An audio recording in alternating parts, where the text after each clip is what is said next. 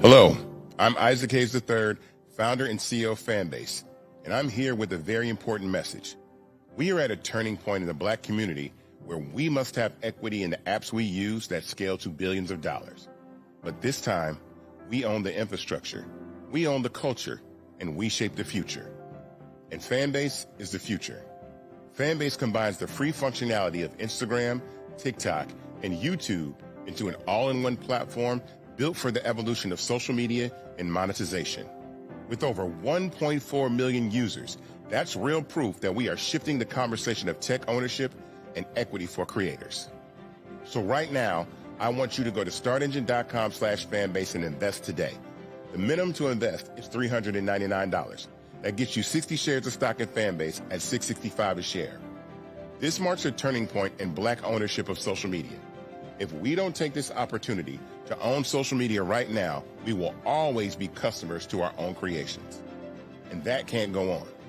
So once again, go to startengine.com/fanbase and invest today. We must own the platforms where our voices live, our stories matter, and where our culture drives the world. Thank you. Folks, Black Star Network is here. I'm real revolutionary right now. Support this man, Black Media. He makes sure that our stories are told. Thank you for being the voice of Black America, Roland. Hey, Black, I love y'all. All momentum we have now, we have to keep this going. The video looks phenomenal. See, there's a difference between Black Star Network and Black-owned media and something like CNN. You can't be Black-owned media and be scared. It's time to be smart. Bring your eyeballs home. You dig?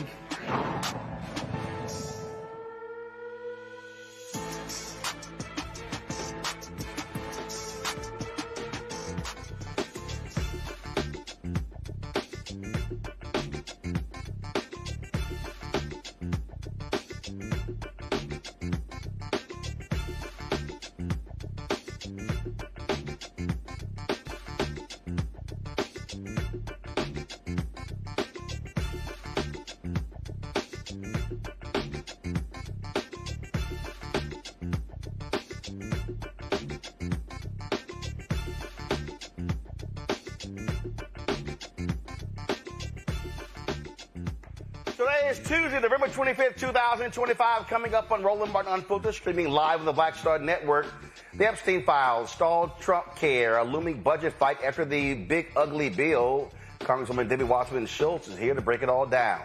D.C. Mayor Muriel Bowser announced she's not going to be running for a fourth term. The congressional gerrymandering battle between Republicans and Democrats continues ahead of the 2026 midterm elections, with states awaiting a potential game-changing ruling from the U.S. Supreme Court. We'll talk to a reporter who's closely following politics in rural Tennessee, where there's a crucial congressional race that could move Democrats closer to taking control of the House. The barn in Mississippi where 14-year-old Emmett Till was tortured and murdered in 1955 will soon be open to the public as a sacred memorial site. From Black wealth to Black joy, Shark Tank alum and Chicago business owner of Curl Mix, Kim Lewis, will explain why she's asking the public for help to keep her business in operation. Also, the Washington Post does a story on Democrat or progressive digital media outlets and how they could be a game changer in 2026. How did the Washington Post completely missing all Black and Latino people? I got a few things to say. Plus, in our Black Star Network Marketplace segment, we'll feature the perfect toys for kids interested in STEM and the arts. We'll talk to the creator of the Brown Toy Box. Folks, it's time to bring the funk. I'm Roland Martin Unfiltered on the Black Star Network. Let's go. He's got it. Whatever the biz, he's on it. Whatever it is, he's got the scoop, the fact, the find. And when it breaks, he's right on time and it's rolling. Best believe he's knowing. Putting it down from sports to news to politics. With entertainment just for kicks, he's rolling. It's on go, y'all. It's Roland Martin, Rolling with Roland now. He's funky.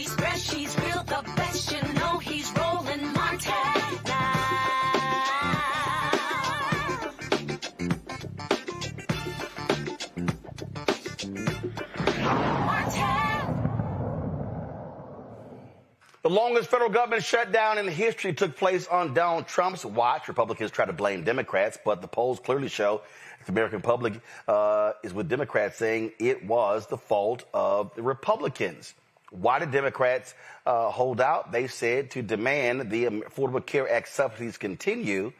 Well, guess who all of a sudden realizes that's a good idea? Yeah, the twice impeached, criminally convicted con man, felon-in-chief Donald Trump. Go to my iPad, Anthony. Look at this here. White House circulates a plan to expand Obamacare subsidies as Trump played his health care fix. Isn't that interesting? Quote, this is Associated Press lead. The White House is circulating a proposal that would extend subsidies to help consumers pay for coverage on the Affordable Care Act for 2 more years, as millions of Americans face spiking health care costs when the current tax credits are set to expire at the end of the year. Joining us right now is Florida Congresswoman Debbie Wasserman Schultz. Congresswoman, glad to have you back on the show. This is what we call Democrats were right. Capitulation. Democrats made the argument how important these health care subsidies were for health care of Americans. Republicans, they decimated this in that big ugly bill. Y'all held out, forced a hand, and lo and behold, look who all of a sudden wants to extend them now for 2 years. Roland, we have been pushing the Republicans all year long, including in months of debate on the big ugly law. And remember, the argument that they've been making about the expiration of the tax credit extensions has been that we scheduled them to expire. Well, guess what? In 2017, Donald Trump and the Republicans, they scheduled those tax breaks for billionaires, millionaires, and wealthy corporations to expire in 2025. And it was so damn important to them that they called us back to Washington July 4th and made sure that in the middle of the night at 3 a.m., we were voting to extend permanently those tax breaks. We were pushing as Democrats to get them to extend the ACA tax credit enhancements as well, and of course they said no. And then we were relentless throughout the fall, through the shutdown, because we know that people are going to be forced to go without, and that you're going to have millions of people who will not be able to afford their health care, and here they come to our local emergency rooms. And the Republicans did that. They're blinking, but Donald Trump withdrew that plan today because Mike Johnson, the speaker, who kept us out of session and kept Republicans on a taxpayer-paid vacation for 5 weeks, he said to the White House that they're not interested in extending the Affordable Care Act tax credits. Well, okay. I guess what they say is FAFO, because I know millions of people. I have 203,000 people in my district who are facing explosive increases, and they're going to pay at the ballot box. They will remember if we don't come together and they don't join us. Well, here's what's amazing. I'm sitting here looking at this AP story, and it says that eligibility for the Obamacare subsidies, which were put in place during the COVID-19 pandemic, will be capped at 700% of the federal poverty level, according to 2 people with knowledge of the proposal. Well, guess what? The previous cap was 400%. So now they're increasing the cap. The proposal also will require low-income folks to pay some sort of premium. It says one option is a requirement that everyone pay 2% of their income, or at least $5 per month for lower-tier plans. Again, here's what's interesting. There were so many people, individuals, political folks, radio folks. There were other political strategists and others who were saying, Democrats, you're crazy. You're outside of your mind. What are you doing? You're going to lose this battle. You're going to lose this fight. And now all of a sudden, you're good, Congresswoman. You're good. Okay. You're good. Now all of a sudden, these folks are now realizing that, yeah, Democrats were right. Health care is an important fundamental issue in American life. And now this is Trump giving in. 100%, Roland. If you don't have your health, you don't have anything. I know that firsthand as a breast cancer survivor. One day I was the picture of health. The next day, after finding a lump, doing a routine self-exam after my first mammogram, within a couple of months, I was a breast cancer patient. And so you just never know. And if you're forced into a situation like getting diagnosed suddenly with a serious illness and you don't have health care coverage, then you have to wait till you are so sick that you use the emergency room as your primary and most expensive access point, you're diagnosed at later stages with more complex healthcare needs and more expensive healthcare needs. And that is a life that is absolutely unacceptable for us to force people into. It's completely unnecessary. And, I don't know the details of what Trump's plan would be, but the bottom line is that they should come to the table, negotiate with Democrats, and make sure that we can hammer out a way to extend these tax credits, because we can't let people, like one of my constituents who reached out to us the other day and said that they were going for their premiums would go from $386 a month to $1,500 a month unless those tax extensions are extended. Well, we've got to do that. Right. And so, and now I'm seeing that Speaker Mike Johnson is telling Trump, hey, look, our House GOP, they ain't down with this. Okay, guess what? This now then puts Trump in a battle with his own Republicans, and let's see who wins this battle. And if I'm Democrats, I'm still hammering these folks every single day. Right. Listen, I think you were part of, there was I believe you were there. It was a healthcare discussion that was in New Orleans. It was Congressman Troy Carter. Yes. And so, listen, This is what I said then, and I still believe it. I said, hey, don't have 5 members of Congress in New Orleans. I said, send one Democrat to every district office of Mike Johnson, say, this is how many people in this district are going to lose health care because of this. To me, this is where they should be hammering. And guess what? If the Republicans do buckle, this is where Democrats should be running ads immediately saying, we made this happen, not Trump trying to take credit if this deal goes through. Roland, we have been relentlessly traveling the country, doing town hall meetings in Republican districts where they refuse to have them. I'm a co-chair of the Steering and Policy Committee. Hakeem Jeffries has sent us all over the country to make sure that we can talk to folks and hear from them directly about what it would mean if they lost the tax credits, but also what having health care under the Affordable Care Act meant. They're no longer dropped or denied coverage because of pre-existing conditions. They can, through the Affordable Care Act, you can keep your kids on your insurance as parents until they're 26 years old. People forget about the provisions that apply to everybody. And in addition to that, making sure that we keep healthcare premiums affordable is, along with the whole issue of affordability in general. Donald Trump and the Republicans have not put a single bill on the floor of the Congress to lower people's costs, to make groceries more affordable. Energy costs are still skyrocketing. You name it, and across the board, particularly because of Trump's ridiculous tariffs, everything is more expensive. And the Republicans have basically told Americans, you can just go eat cake. We don't really care about your day-to-day living expenses. And Democrats do, and we're going to continue to press on that. Got to get your thoughts on this here. Anthony, go to my iPad. How our Republicans have quietly put this guy as the number 2 at the Centers for Disease Control. He doesn't believe in vaccines.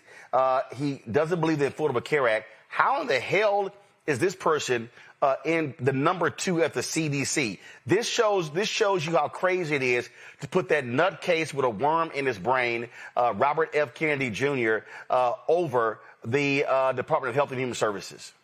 Nothing surprises me with the MAGA extremist movement when it comes to healthcare, Roland. In my state, Ron DeSantis, our governor, and Joseph Ladapo, his quack Surgeon General, have actually repealed the requirements for some vaccines and are going to push to repeal the requirements for kids in school for all vaccines, including mumps, measles, and rubella, and tetanus, and other diseases that have been eradicated nearly completely because of the vaccine policies.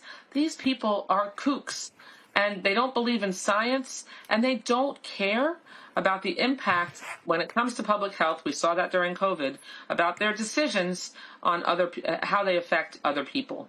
People are going to get, I had an outbreak in my hometown in an elementary school of measles last year that our Surgeon General said through the Department of Public Health, they didn't have to keep their kids home. I mean, it's just mind-blowing, the quackery that they follow and how it impacts millions of people. We're going to see disease surge as a result of these irresponsible policies, and we have to fight back, and we have to do it at the ballot box next year. Last question for you. On Monday, I'm going to talk about it a little bit later, and it is a story about Dems building up a digital army. Now I took issue with that because they basically left out anybody who's black or Latino. They got people in their story who got smaller shows than we have here. Now, here's what reason I think this is important. I was talking to a media buyer, and he said that there were individuals last year who told him, man, don't come to me with this nonsense with podcasts. And Democratic strategists just refuse to do anything when it comes to digital media. And we saw what happened, getting their butts kicked.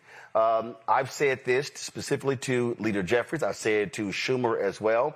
And I would hope folks like you, former head of the DNC, are telling the DNC, the DCCC, the Democratic Governors Association, all these people, you've got to be idiots if you're going to keep making these, and I call them white Democratic strategists because ain't that many black people there, millionaires who keep wanting to dump money on television.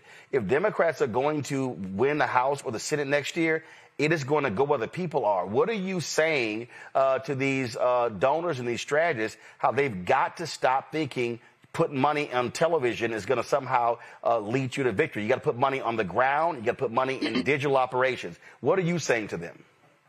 Well, the same thing that I said to you when we spoke all those years ago when you were in my office when I chaired the DNC, that we absolutely have to up our game, not just on social media, but making sure that we focus on a commitment to diversity in contracting, diversity in who it is around the table, and diversity in terms of how we are reaching out to audiences, whether they're black, Hispanic, or Asian, or Native American. It is absolutely critical that we are running the table when it comes to that kind of outreach. And, you know, to know better is to do better. I can tell you that we are upping our game. We made a really serious commitment, particularly as House Democrats, at making sure that we have influencers and that we have, each time we are doing media outreach, we have a social media row. We have influencers come in. We're trying to get on as many intricate, small platforms as possible. And I have to tell you that you committed and knew and told me all those years ago that you were going to make sure that there was a black network. And here we are. And it's just awesome to be able to join you again. All right, Congresswoman Debbie Wasserman Schultz. We appreciate it. Have a great Thanksgiving. Enjoy the family and food. Thank you. Happy Thanksgiving to everyone. Likewise. Folks, going to go to a break. We'll be right back. We'll check with our panel right here. Roland Martin Unfiltered on the Black Star Network. Are you ready for the holidays? This week on A Balanced Life with Dr. Jackie, we're talking about all things anxiety and the holidays, whether it's performance anxiety, presence versus presence, making certain that everybody in your space understands the boundaries and how to respect your home. This week, we're talking about those things that will allow you to have a peaceful holiday season. It really is not about perfection. It's really about, you know, the house feeling warm and cozy and peaceful. You don't have to like everybody, but what you can do is be cordial in those environments. That's all this week on A Balanced Life with Dr. Jackie here on Black Star Network. If in this country right now, you have people get up in the morning and the only thing they can think about is how many people they can hurt, and they got the power, that's the time for mourning. For better or worse, what makes America special, it's that legal system that's supposed to protect minorities from the tyranny of the majority. We are at a point of a moral emergency. We must raise a voice of outrage. We must raise a voice of compassion. And we must raise a voice of unity. We are not in a crisis of party versus party. We are in a crisis of civilization, a human rights crisis, and a crisis of democracy itself. And guess what? You've been chosen to make sure that those that would destroy, those that would hate, don't have the final say, and they don't ultimately win. This week on The Other Side of Change. Book bans, anti-intellectualism, and Trump's continued war on wisdom. This is a coordinated backlash to progress. At the end of the day, conservatives realized that they couldn't win a debate on facts. They started using our language against us, right? Remember when we were all woke and the woke movement and all that kind of stuff? Now everything is anti-woke, right? When we were talking about including diversity, equity, inclusion in higher education, now it's anti-DEI. All this are efforts to suppress the truth because truth empowers people. You're watching The Other Side of Change only on the Black Star Network.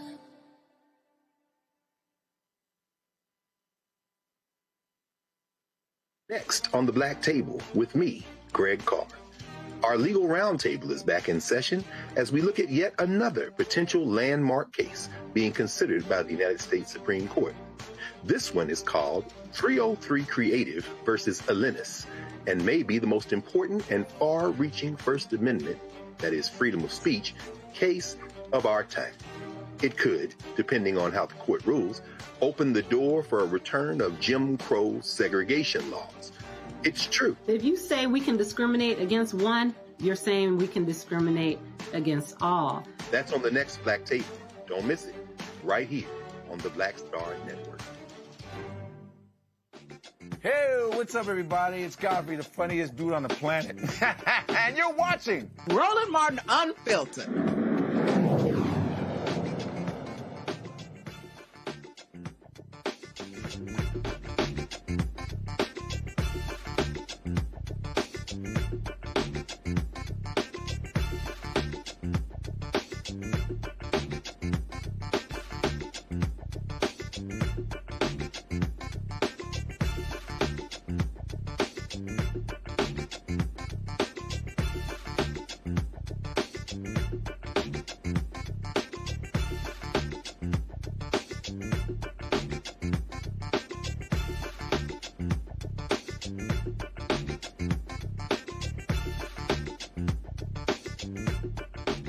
My panel, Dr. Mustafa Santiago Ali, former senior advisor for environmental justice at the EPA out of D.C., Dr. Larry J. Walker, associate professor, University of Central Florida out of Orlando, Talek Mamila, social justice leader, movement strategist out of D.C. Glad to have all three of you here.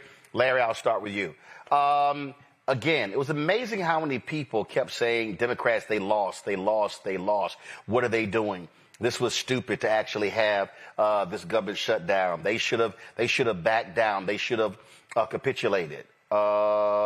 Looks like they made their case, and the only reason Trump in the White House could be proposing this is because they see the election data on what's going to happen to them if these Affordable Care Act subsidies no longer exist come January 1st. Roland, this is everything you discussed with the Congresswoman and we're discussing right now is critically important. The United States is about to experience a healthcare and economic collapse that we probably haven't seen since the last recession we had that began under Bush Jr. There are people, millions of Americans are going to end up losing their health insurance over the next couple of years. The other point, Roland, in terms of what you're saying, obviously the White House sees the numbers. We saw what just happened a couple weeks ago in Virginia and New Jersey, et cetera. And it could get a lot worse over the next several months in terms of, as we move into the next midterm elections and then obviously the next presidential election. But one thing I want to highlight that I don't think we haven't discussed a lot is during the Biden administration, they got rid of, if you had healthcare issues with paying for health insurance, things relating to being hospital stays and, these mounting bills. It wouldn't go on your credit report anymore. The Trump administration reversed that. So not only, like I said, do you have that, in terms of you losing your health care, but also the amount of money people will have to spend traditionally, for care, it will no longer be there. And in addition to that, all these, expenses will go on your credit report. People won't be able to buy things. It's going to have a dramatic impact on the economy, particularly for those in red states. It also just shows you, again, how potent and important this issue is. Mustafa, you've got Senator Joni Ernst of Iowa who chose not to seek re-election. And, man, it's a lot of people in Iowa who are pissed off about those subsidies possibly going away.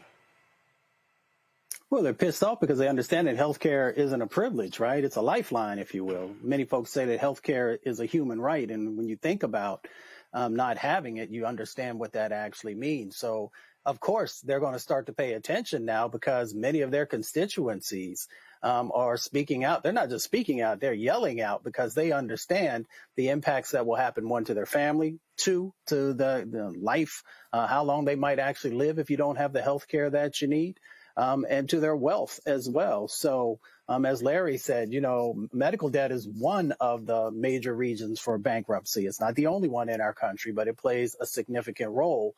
And that's why I've never understood. I worked on HR 676, which was a universal health care bill when I worked for Conyers. And at that time, we understood we had all these healthcare horror stories that were coming in, all these different dynamics that were just devastating families. And these stories now are probably moving forward to all these members, both on the Senate and the House side, and they're understanding how significant this is. The last thing that I'll say, Roland, is that they've attacked since 2010, what was it, March 2010, I believe, when the Affordable Care Act actually passed. There's been over 100 different times that they've tried to defund it, to repeal it, to deauthorize it, all these different types of things. So I think it's apropos now in this moment that he's going to have to actually kiss Obama's ring for everything that he did. And many of these times that they tried to take it away and have never been successful because it is something that this country actually needs. Tyler, I remember there were people who were on this show saying, oh, Democrats should not stand behind the government shutdown. Don't make this the issue. And I kept saying, as it continued, I felt between the Epstein Files and how the right was imploding and this healthcare battle that Democrats were finally gaining their sea legs. They spent, 9 months trying to figure out how to pierce the MAGA armor, and I thought they finally did it. If Trump begins to push extending these subsidies for 2 years, Democrats should be taking victory laps everywhere and reminding everybody, no, we made him do this. He didn't do it because he was generous. Yeah, absolutely, Roland. It's always great to be on it. And I'll always, repeat what was said. Healthcare is not just like some abstract policy fight. It's really literally a line in the sand between people's life and death for millions of people. So when we say this, like this is a line in the sand, we mean is literally when you cross the line, people will die. And I think extending the subsidies continues to protect coverage. It expands access. And I think anything less than that is really a moral failure. And the fact that we look at Black families, we live at the intersection of racism, of economic inequality, political neglect, and every decision as we talk about healthcare is really a life or death situation. And I believe that when healthcare becomes unaffordable, families then have to sacrifice treatment. They have to skip medication. They have to, shoulder this pain in silence. And so I think healthcare is just this line in the sand where people say, life and death is on the line. I think this is definitely not some abstract policy fight, but it's something where folks really have to see, I got to live long enough to make it to the ballot box, and so I think this is important. And expanding coverage, it gives access to more families. And I think that's why this conversation is so important. Absolutely. All right, let's talk international. How stupid is Donald Trump and his people? Bloomberg broke this exclusive story, folks, and the right is going crazy. Go to my iPad, Anthony. Witkoff advised Russia on how to pitch Ukraine plan to Trump. Folks, this story is unbelievable. U.S. Special Envoy Steve Witkoff had a phone call with Putin's top aide, talking about how they work together, talking about the 28-point peace plan. Y'all, it's unbelievable. Now, first of all, Trump's people leaked this. I don't know what the hell they were thinking. And this is what Stephen Chung goes. This story proves one thing. Special Envoy Witkoff talks to officials in both Russia and Ukraine nearly every day to achieve peace, which is exactly what President Trump appointed him to do. Here's how bad it is, y'all. In the conversation, he's coaching the Russians on how to flatter Trump to get him to accept the deal. Yeah. Told them also that, it's essentially y'all deal, but we're going to present it as if it's our deal. Look at this. Here's what I think would be amazing, Witkoff said. Maybe he says to Trump, meaning Putin, Steve and Yuri discussed a very similar 20-point plan to peace that could be something that we think might move the needle a little bit. We're open to these sort of things. Y'all, it was the Russian plan. Look at this here. Yushakov appeared to take some of the advice on board. Putin will congratulate and will say Mr. Trump is a real peace man. What the hell, Mustafa? An American envoy coaching the Russians on how to kiss Donald Trump's ring? It's just amazing. We know that in any other administration, you would already have been fired. Once this story came out, you would be gone automatically.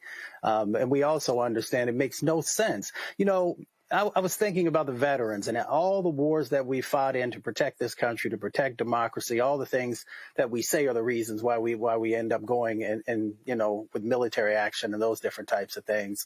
And then you see individuals who go with folks who have always been our enemy, who have never wanted to see this country be able to succeed, and you work behind the scenes to help them to achieve their goals. And of course, the goal in relationship to Ukraine is being able to steal the land that those folks that belongs to them, and a number of different dynamics. But just it's almost mind-boggling to have an official who would go out and do these types of things, and for them to still have a job after the story comes out. It also goes to show you, Tylik, Donald Trump is just owned by Putin. Absolutely. He kisses the ring to Putin. I think when a nation... I think he kisses more than a ring. No, well, yeah, kissing the backside where the sun don't shine. When a nation claims to be global defenders of democracy and then all of a sudden just, bows, it kind of raises the real question of like who freedom really matters. And I think it sends a message that justice is optional, that it's negotiable, and it's only worth defending when it's politically comfortable. And I think we live in this time where it has to be politically comfortable. And I think we must continue to stand on the shoulders of freedom, because at this point, folks are losing the right to their home. Like they're getting pushed out of their home, and yet the global defenders of democracy is kissing the behind of leaders like Putin. Larry? Roland, when this story came out and I looked at some of the details, it was clear it was a pro-Russia document. I mean, they didn't have to sacrifice anything for invading Ukraine.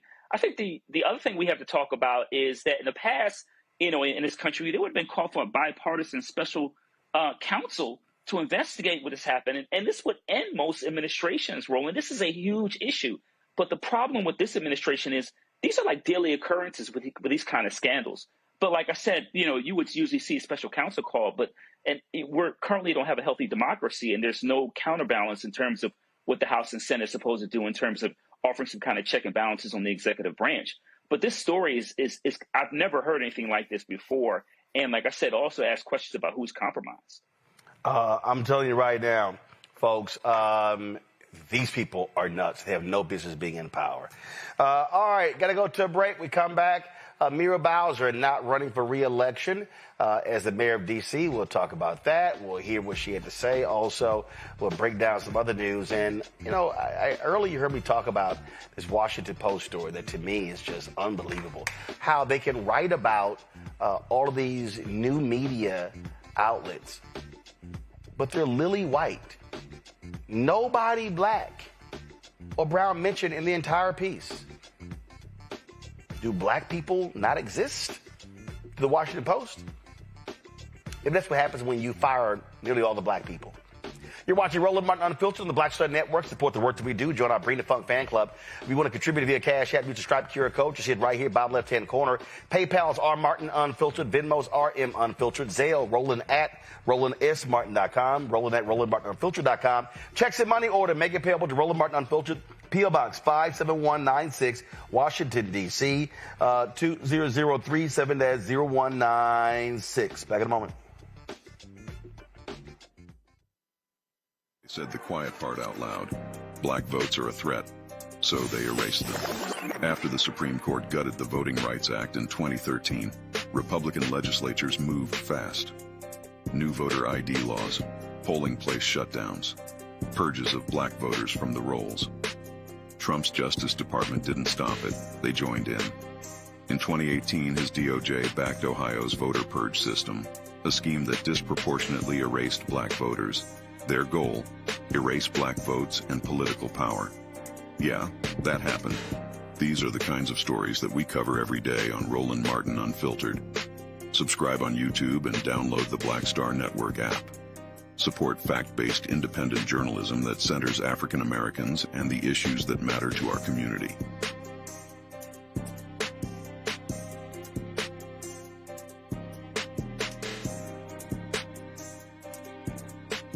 This week on the other side of change. Book bans, anti-intellectualism, and Trump's continued war on wisdom. This is a coordinated backlash to progress. At the end of the day, conservatives realized that they couldn't win a debate on facts. They started using our language against us, right? Remember when we were all woke and the woke movement and all that kind of stuff?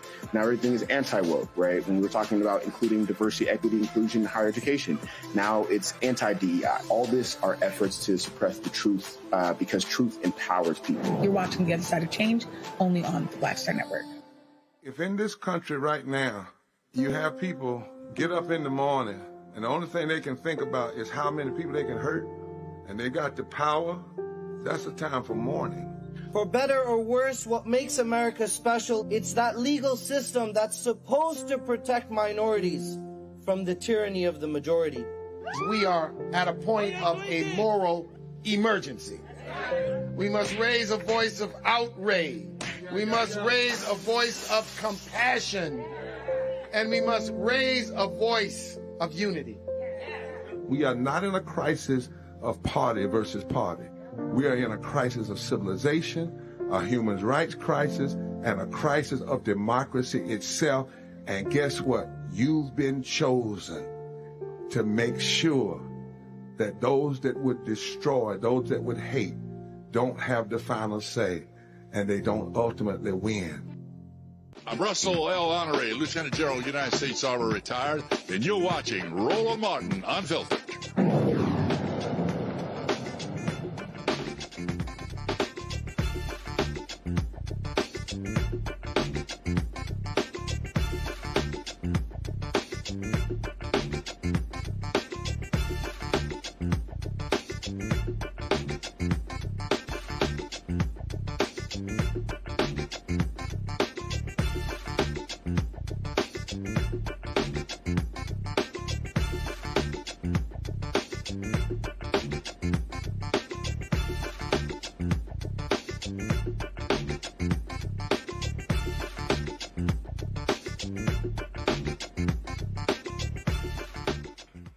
Many states are awaiting the Supreme Court's ruling in the critical case concerning Louisiana's congressional map. This ruling could have significant implications for how race is considered in redistricting across the nation. It could influence the future of the Voting Rights Act. Now, Republicans, though, are still trying to do all they can to steal elections. Let's talk about what's happening in Texas. If you want to understand how crazy these people are. So, the Republicans put forth a law in Texas that will allow them to take over the voting in one county. Let me say it again. They could take over one county. You know what that county is? Harris County. Now you might add, okay, Roland, I don't understand. What's the deal? Easy. It's the largest county in the state. There are 254 counties. It's the largest county. So Paul Bettencourt, former county official, he put forth this bill that said that if one person complained, the state could take over Harris County elections. So look at this here. This is the Houston Chronicle. State threatens to take over Harris County elections after voters found registered at UPS stores. So look at this here. The Secretary of State's office could cut funding for elections in Harris County after a Houston senator discovered more than 100 voters registered at P.O. boxes. Save for a few exceptions, residents have been generally prohibited from registering to vote at post offices and other non-residential addresses after a bill Senator Paul Betancourt authored and became law in 2018. Betancourt filed a formal complaint Thursday against the tax office, which oversees voter registration in Harris County, and called on tax assessor collector Annette Ramirez to purge the rolls. Now, if you go in here and read this here, is that they want to be able to take over the entire process. Why is that important? Because they can't stand the fact that Harris County is blue. And so they fought Harris County on everything. Right here, look at this say.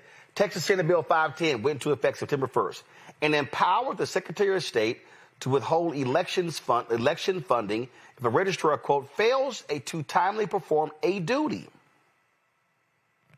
The bill gave Nelson the authority to place Harris County under, quote, administrative oversight should an investigation find a recurring pattern of problems in the election process. Administrative oversight would empower Nelson to act as the approving authority for all elections, policies, and procedures, and send staff to inspect polls and conduct in-person observations of tax office personnel assigned to elections operations. Well, Larry, isn't that interesting that the very person who authored the bill, and all it takes is one person complaining, is the very person who's now complaining? And so what they want to do is, leading into a midterm, they want to be in control of the Harris County voting roll. And again, there are 254 counties in Texas. This bill by Paul Betancourt only applies to one of the 254 counties, and it happens to be Harris County. Yeah, shocking, but not shocking. I think one of the things I want to highlight, Roland, about this bill and their actions after that is, we was having a conversation about Republicans believing that, local entities, governments have the right to make certain decisions. Roland, from the air, Harris County is always constantly under attack in terms of Republicans trying to take over, voting systems, funding, et cetera. This is just another example. This is why we needed, a stronger Voting Rights Act and a Supreme Court who's willing to support that. This is just, and my sister lives in Harris County.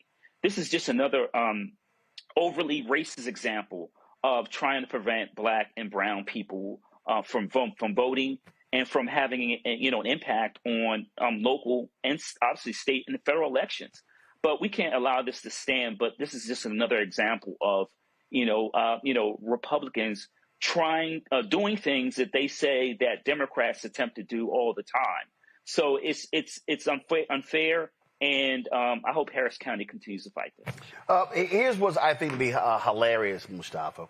This is the Houston Chronicle story. While SB 510 applies to all Texas counties, the Alan Vera Election Accountability Act of 2023 is limited to counties with a population of more than 4 million, a number exceeded only by Harris County. So, yeah, it applies to all in Texas, but it only applies to one.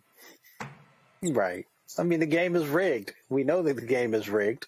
And these individuals understand that there's no way for them to win unless they continue to rig the game. We also understand that we had a Department of Justice that actually honored the Voting Rights Act and everything that comes out of that they would be, doing what they can to actually address these types of egregious behaviors that continue to happen inside of Texas. And that's why we say that elections have consequences. So, one, we got to make sure that we have the right things happening on the federal level, but we got to also make sure that on the ground level, that folks have the resources that they need, that we are supporting the organizations that are out there fighting against these types of actions on the local and the county level.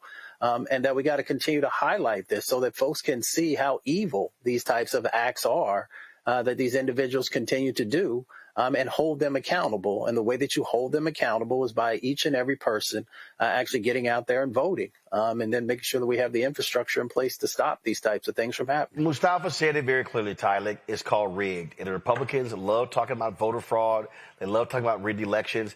There is no place where they want to rig elections more than in Harris County, Texas. Absolutely, because they're one of the most diverse, populous counties in the country. No, it's black. I think it's one of the biggest, blackest communities in the country, and I think that's why it's always being attacked. And I think it is that strategy to put fear into the folks that live there to say your vote only counts when we say it does. And I think that undermines democracy in itself. And I think no matter what obstacles they continue to put in the way of folks in Harris County, from voter suppression to budget cuts to attacks on all type of attacks from civil rights. But I think it just shows that our power doesn't come from permission. It really comes from our presence of us showing up. And as I said before, I believe that it will be the organizers and the folks on the ground in communities who will continue to speak up, speak truth to power, to really protect one another, because we are unstoppable. And yet, though they try to stop us from that very fundamental right to vote, we continue to organize and to register and to show up. And I think this is just another obstacle, but we can't be unfazed and stop by it. Absolutely. Now let's talk about what's happening in Fayette County, Tennessee. In 2021, the county created a map that excluded any majority black districts. The maps were produced despite the board's counsel admitting that the plan unlawfully diluted the voting power of black residents, who make up approximately 25% of the population. Earlier this year, black residents secured a temporary victory after, alongside the local NAACP, they filed a lawsuit against Fayette County claiming that the map violated the Voting Rights Act of 1965, facing the threat of litigation following another complaint submitted by the Department of Justice under President Joe Biden. County officials adopted a revised map for the 2026 elections that includes 3 majority black districts. Bolts, a publication that covers voting and civil rights, recently published the story "Black Residents in West Tennessee Just Won Fairer Districts. Now Comes SCOTUS." The writer, Pascal Sabino, joins us right now. Pascal, glad to have you here. I mean, this is what we're always talking about, how white Republicans will do all they can to stop black people from being properly represented. And when you have your own lawyer saying, yeah, this is illegal, but they didn't care. That's right. In fact, in the DOJ lawsuit, one of the people on the redistricting commission for Fayette County actually said, hey, why do we even need to worry about black voters? We've never really concerned ourselves with them in the past. And so it's created a huge feeling of being disregarded by the local government in Western Tennessee, where people don't have a voice in city council. They don't have anybody to fight for them for issues that matter to them, which is especially worrisome in a large rural community. They literally said, we don't give a damn about black folks. They didn't use those words, but my mother taught me to read between the lines, and I think that's the intention is pretty clear. Unbelievable. So now explain to people this county. What's the makeup of this county? How large is it? Where is it located? So Fayette County is in Western Tennessee, just a couple hours outside of Memphis. A lot of shared history there. It's about a quarter black, but in the county commission, there are 19 members. None of them are black, and that's certainly by design. 19 county commissioners in Fayette County, none are black, but it's 25% black. That's right. Now, are people in Fayette County, they're all elected countywide? The county commission? Yeah. Yeah, so the county commission, all those 19 seats, several of them, a large amount of those are actually multi-member districts. And in fact, the VRA has in the past in many places around the country been used to break apart multi-member districts because of the fact that when there are either at-large or multi-member districts, they tend to dilute the power of Black voters, Latino voters, by sort of pulling them into large districts where they're vastly underrepresented and have very little ability to elect candidates of their choice. Now, that wasn't the core issue with this case. The bigger issue was just that out of all of the maps that were proposed, maps proposed by the county's attorney, maps proposed by the state controller, there were several maps proposed in 2021 during that redistricting process that created either 2 or 3, depending on the map, majority Black districts. The county essentially said, we don't want any of these. We're going to go with a different map that provides for no majority Black districts. Wow, that is absolutely, positively insane. Questions from my panel. Larry, you first. Yeah, I mean, we just talked a few minutes ago about the Voting Rights Act. I'm curious about what are some of the local activists in the community, what are some of the steps they're taking as they deal with this issue? So this year, in January, shortly after the DOJ filed their lawsuit, the local chapter of the NAACP filed a subsequent lawsuit. They'd been organizing, hosting rallies, and they were also joined by the Legal Defense Fund, as well as just community members who wanted a fair shake in the government. They actually won that. They essentially won the lawsuit in that the county agreed to adopt a fairer map, one that provides for 3 majority Black districts. They only did that because they were sued. And so there's a lot of concern from folks if the VRA is ultimately weakened, which seems pretty likely. It seems that the conservative supermajority on the Supreme Court seems intent on weakening or eliminating Section 2 of the VRA. That's the portion that protects against discriminatory vote dilution, often applied to, again, multi-member districts, at-large districts, but most often redistricting practices that minimize the power of Black votes by either cracking Black communities, diminishing those voting blocks by spreading them into multiple districts where they'd be a smaller minority, or packing Black communities or communities of color into one district so that their influence would be limited. Though if Section 2 of the VRA is eliminated or weakened, folks in the community are absolutely certain. I mean, I talked to a lot of folks, several of the plaintiffs, as well as just people in the community. They're absolutely certain that at some point, if there is no VRA to protect them, that the county will come back and reinstitute an electoral system that boxes them, totally excludes them out of government, which is what we see today in Fayette. Now, because the county agreed earlier this year to adopt new maps that provide for 3 districts that are majority Black, people do have some hope. They're working to get people registered to vote. They're trying to get people politically engaged. They're trying to overcome decades and decades of this feeling of disillusionment or feeling like government voting doesn't matter. It's not for us because we've been kept out of it. And so they're fighting sort of an uphill battle of making sure that while we have a fair map, while there is an opportunity for Black communities in Fayette, Tennessee to elect officials of their own choosing, they want to make sure that people take advantage of that opportunity because there's no saying whether it's a couple of years from now or whether it's in 2030 after the next census. People are absolutely certain that if these protections no longer exist, their county is going to try to keep them out of the government. So while the opportunity is here, they're hoping to solidify any amount of control or any voice in government that they can, not just so that their interests are represented, but also so that they have an opportunity to have some voices in the county board of commissioners who can say, if a new discriminatory map does get proposed, they need somebody who can be on their side to say, this is not okay, this is illegal, this is discriminatory, and who can fight for them to have their fair representation. Well, this is why I have said to many people, Mustafa, that this Supreme Court decision is not just affecting congressional races, it's going to affect state races, county races, city races, school board races as well. Yeah, I mean, it goes all across the country, and folks got to understand that.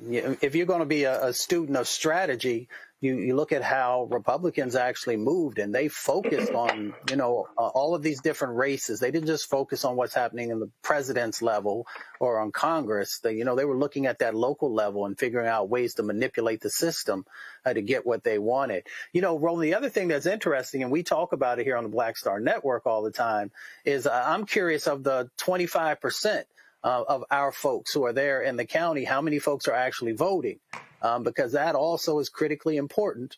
When you have those windows of opportunity, we have to take advantage of those, and we've got to make sure that we're getting out and voting in significant numbers to be able to get our folks in place so that we can expand out. So, it is understanding how this is playing out across the country, but it is also understanding that we have power and that we've got to utilize it when those opportunities present themselves. I did speak with some folks at local churches and with the local chapter of the NAACP. They said that the rates that people vote, the rate that Black folks in the community vote is unfortunately pretty low. I mean, people feel like they don't have a voice in government, and they know they've seen their own elected officials say, we don't care about these people. We don't need to consider them. And so there's this huge feeling of, why should I take my time to go and vote if the system is already rigged? That feeling that the system is rigged sort of reinforces a lot of the difficulties and reinforces those low turnout rates. Tyler?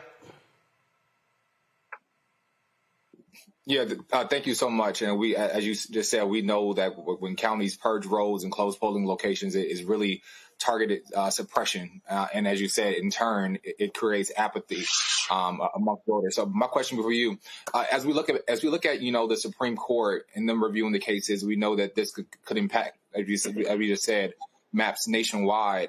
What are the immediate risks, and how is the community ready to defend it against a political rollback?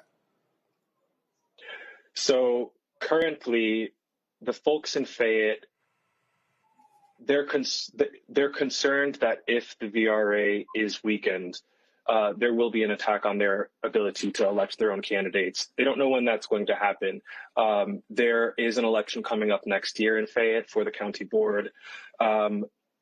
They say it's pretty unlikely that there's probably not enough time.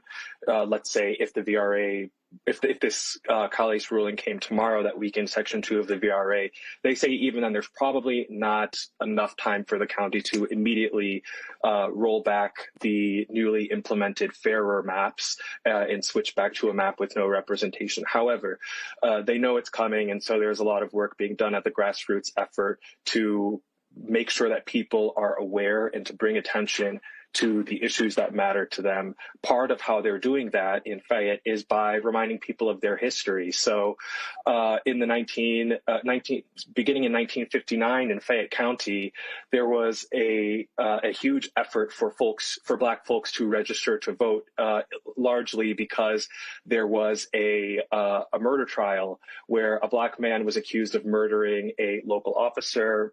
The officer was part of a lynch mob, mind you. This man who was accused of murder, his jury was all white. He was ultimately convicted, and there's a fair amount of questions around the legitimacy of that case. Now, his attorney responded to that by getting people registered to vote, because people have to be registered to vote in that county. They had to be registered to vote to serve on a jury. And so this kind of fight for a fairer criminal justice system overlapped with this fight for voting rights. When those folks started registering to vote, those were sharecroppers. The landowners evicted them. So there were hundreds of families who were evicted and became homeless because in retaliation for registering to vote. Those folks gathered together after a Black landowner opened his farm and brought people, gave people a place to come to. That ended up being called Tent City, and it was a sort of local flashpoint in the struggle for voting rights, where it drew lots of attention through its proximity to Memphis, drew some attention from the local, from the Memphis ACLU, NAACP, organizers like Ella Baker and Dr. Martin Luther King also came to support the folks at Tent City. And so there's a long history in Fayette County of folks fighting tooth and nail for their right to access to the polls. And so a lot of the folks I talk to are saying, hey, we need to invoke this history. We need to remember that the right to vote is something that people had to fight for, and it's a fight that's not over, especially when it comes to young people who feel so separated often from political systems. There's an effort to make those people feel proud of their history and feel like they are carrying a torch that those who came before passed along to us, and that it's a continuation of a longstanding struggle. And Pascal Sabino, great job. We appreciate it. Thanks a lot. Thank you for having me. Folks, going to go to a break. We come back. Curl Mix having some serious issues, and their CEO says if we don't have a substantial amount of sales between now and the end of the year, we're going to go out of business. She joins us next right here. Roland Martin Unfiltered on the Black Star Network. Back in a moment. Next on the Black Table with me, Greg Carr. Our legal roundtable is back in session as we look at yet another potential landmark case being considered by the United States Supreme Court. This one is called 303 Creative versus Alennis, and may be the most important and far-reaching First Amendment, that is freedom of speech, case of our time. It could, depending on how the court rules, open the door for a return of Jim Crow segregation laws. It's true. If you say we can discriminate against one, you're saying we can discriminate against all. That's on the next Black Table. Don't miss it. Right here on the Black Star Network. If in this country right now, you have people get up in the morning and the only thing they can think about is how many people they can hurt, and they got the power, that's the time for mourning. For better or worse, what makes America special, it's that legal system that's supposed to protect minorities from the tyranny of the majority. We are at a point of a moral emergency. We must raise a voice of outrage. We must raise a voice of compassion. And we must raise a voice of unity. We are not in a crisis of party versus party. We are in a crisis of civilization, a human rights crisis, and a crisis of democracy itself. And guess what? You've been chosen to make sure that those that would destroy, those that would hate, don't have the final say, and they don't ultimately win. This week on the other side of change. Book bans, anti-intellectualism, and Trump's continued war on wisdom. This is a coordinated backlash to progress. At the end of the day, conservatives realized that they couldn't win a debate on facts. They started using our language against us, right? Remember when we were all woke and the woke movement and all that kind of stuff? Now everything is anti-woke, right? When we were talking about including diversity, equity, inclusion, and higher education, now it's anti-DEI. All this are efforts to suppress the truth because truth empowers people. You're watching The Other Side of Change, only on the Black Star Network. Carl Payne pretending to be Roland Martin. Holla! You ain't got to wear black and gold every damn place, okay? Ooh, I'm an alpha, yay. All right, you're 58 years old. It's over. And you are now watching Roland Martin Unfiltered. Uncut, unplugged, and undamn believable.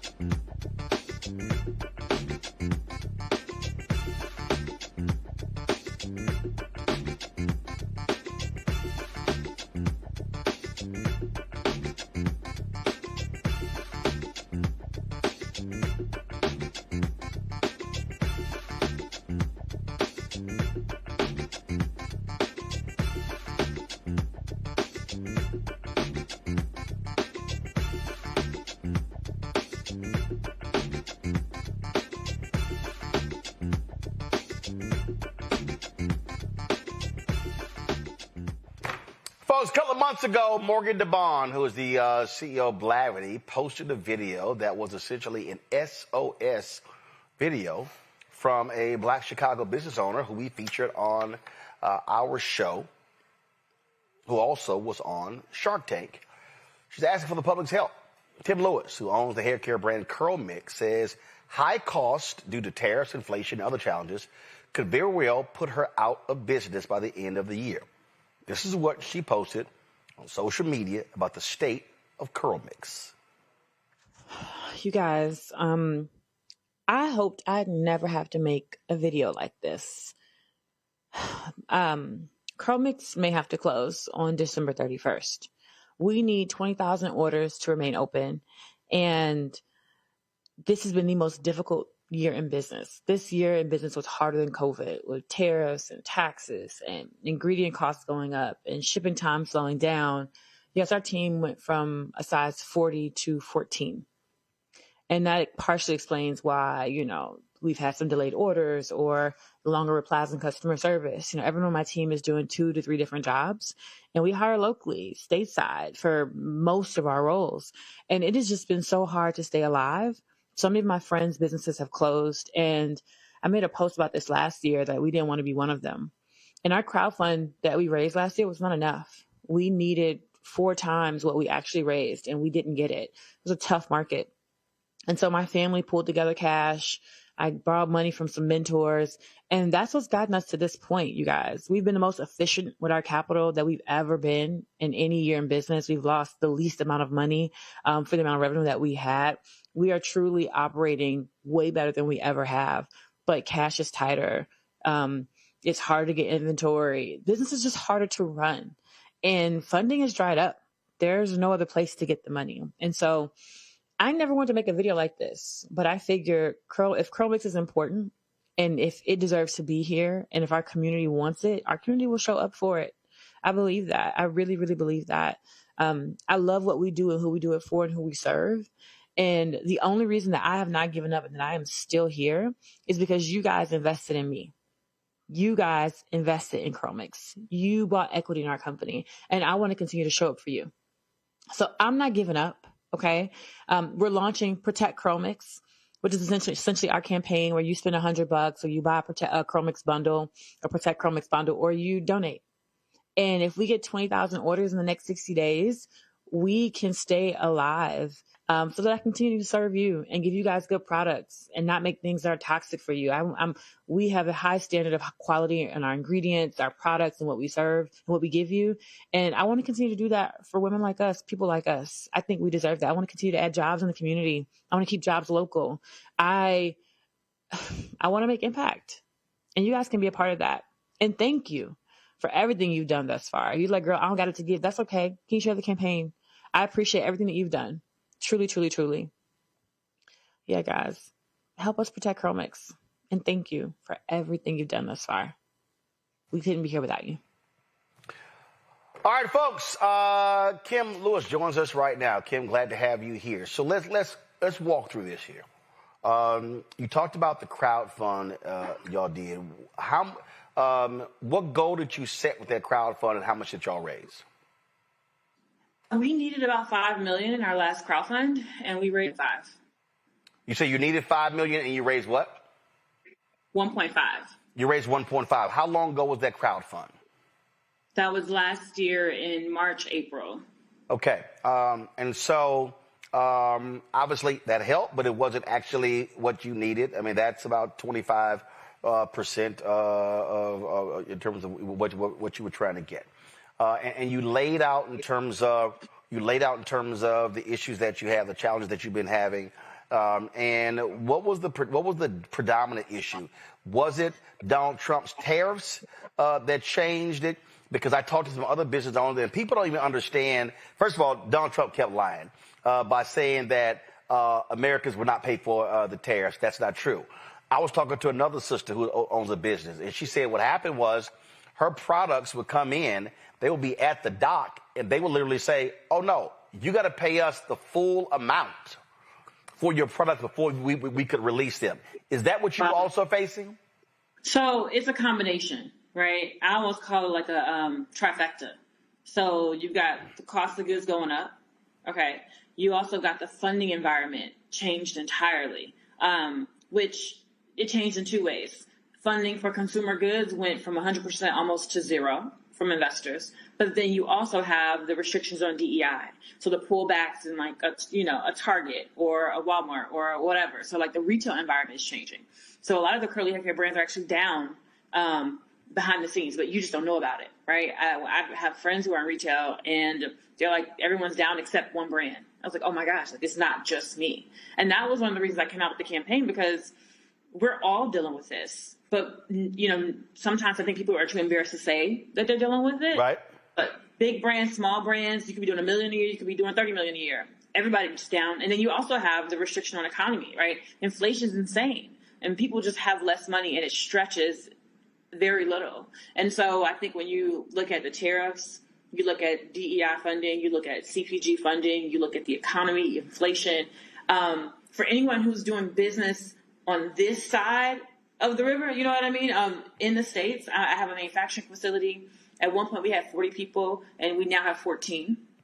But thankfully, because of the campaign to protect Curl Mix, we've actually been able to add back 3 to 4 jobs. And they're seasonal for now, but if we're able to maintain this volume, they'll be permanent. And I think that's the whole point of what we're trying to do is like keep jobs local, manufacture here stateside, hire Black folks. And I think Protect Curl Mix is allowing us to do that, but we have to definitely protect our own more and more and more if we want to see them thrive and be here, especially at the end of this administration. Okay, and so again, the point that you made there about, for instance, the attacks on DEI, and I kept explaining to people, I did a whole video, and people were like, some people were like, yeah, I think you're overstating this, and I said, no. I said, I felt that MAGA was trying to defund Black America. And I said, as a result with these attacks, I said, they are attacking Black academics, they're attacking Black business, they're attacking Black nonprofits, they're attacking every institution. Then what do we find out? 300,000 plus Black women lose jobs. So here's a perfect example. When 300,000 Black women lose jobs, they're not spending money on their hair. Well, listen, I may have had curly hair, of course, but I'm not buying Curl Mix. Black women are buying your product. Black women lose jobs, then that impacts the downflow of their spending. Agree, 1,000%. It affects media as well, Black media. You can't even find, if I'm looking for certain current events, some Black media is not even in the top 5 or 10 on, a Google or a GPT. And I was like, oh, this is an attack. This is orchestrated. It's strategic. It's not just, we're just going to increase the cost of goods so that we can make more money. It's not. It's so much more than that. All right. So you put this out about 3 weeks ago. You said you need 20,000 orders. Where do you stand now? I mean, and I take it, you're doing like anybody else. You're doing a daily, hourly check where we are. So my community has showed up amazingly for us. We are at about 7,000 orders. So we're pacing to hit about 10,000 this month and 10,000 next month, which would get us to the 20,000. So every order counts. I'm grateful for the orders big and small, the $5 orders, the $100 orders, the donations, the actual ordering of products, or even just sharing the campaign. I know not everybody has money, right? It's a recession. But yeah, about 7,000 orders. So things are going really, really well. Okay. All right. So again, they're going well, but the reality is you got to hit that 20,000. Yes. And so let me be clear. You can't hit 18,000. You can't hit 19,000. And I'm saying that because you're looking at that revenue produced. And this is what I try to explain to people to understand business. It's not a question of, okay, all right, we paid our bills through November and December. No, the reality is when you start talking about a business, you are literally projecting, okay, I got to have enough money in the bank to cover my expenses through the first quarter of 2026 so I don't have to lay off people, any more people, correct? Yes. So some people will look at that and say, oh, that's 20,000 orders for $100. Like, that's $2 million. That should be enough. Or that's more than enough. And they don't realize that if you're purchasing a product, half of that $2 million is gone because I'm paying for cost of goods, my team, like the labor, the fees associated with the business, all the things. So imagine half of that's gone. The other half of that is debt that I'm paying off, which is one of the reasons I had to do this campaign. Right. And then the other half of that might be in the bank, and that we need money to operate. My business needs to do $500,000 a month in order to stay around, because we have a manufacturing facility and a sizable team, and we're hand making products, and we're using only the highest quality ingredients. Things that have a low toxicity score on the EWG scale, the Environmental Working Group scale. Products marketed to Black women, a lot of them, they have like 7 and 8 rankings on the toxicity level that you might buy at a beauty supply or things like that. Our products have we max out at a 3 for most of our ingredients, except like our preservative, things like that. Our preservative might be a 3 or 4.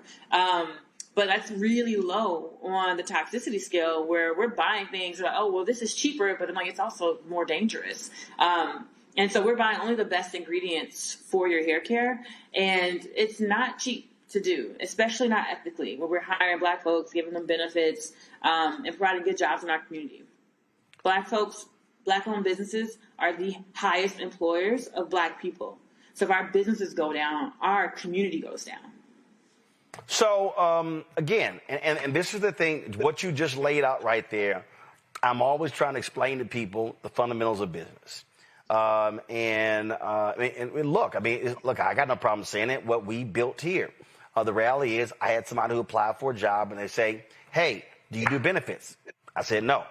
And they were like, man, why not? I said, okay, let me explain to you the reality of the cost. If your employment costs are $1.5 million, I said, you need to look at going up to $2.5 to $3 million when you start adding benefits. And they weren't quite understanding what I was talking about. And I said, that's because you're an employee. You've only worked at places. You don't understand the business side of the business. And so what you just laid out, you're doing benefits. You're not trying to put bullshit in your products. And so which means that because you are now trying to have, frankly, a safer, healthier product, those are more expensive. And so all of a sudden you're just, okay, that's more expensive. And guess what? That profit line is decreasing.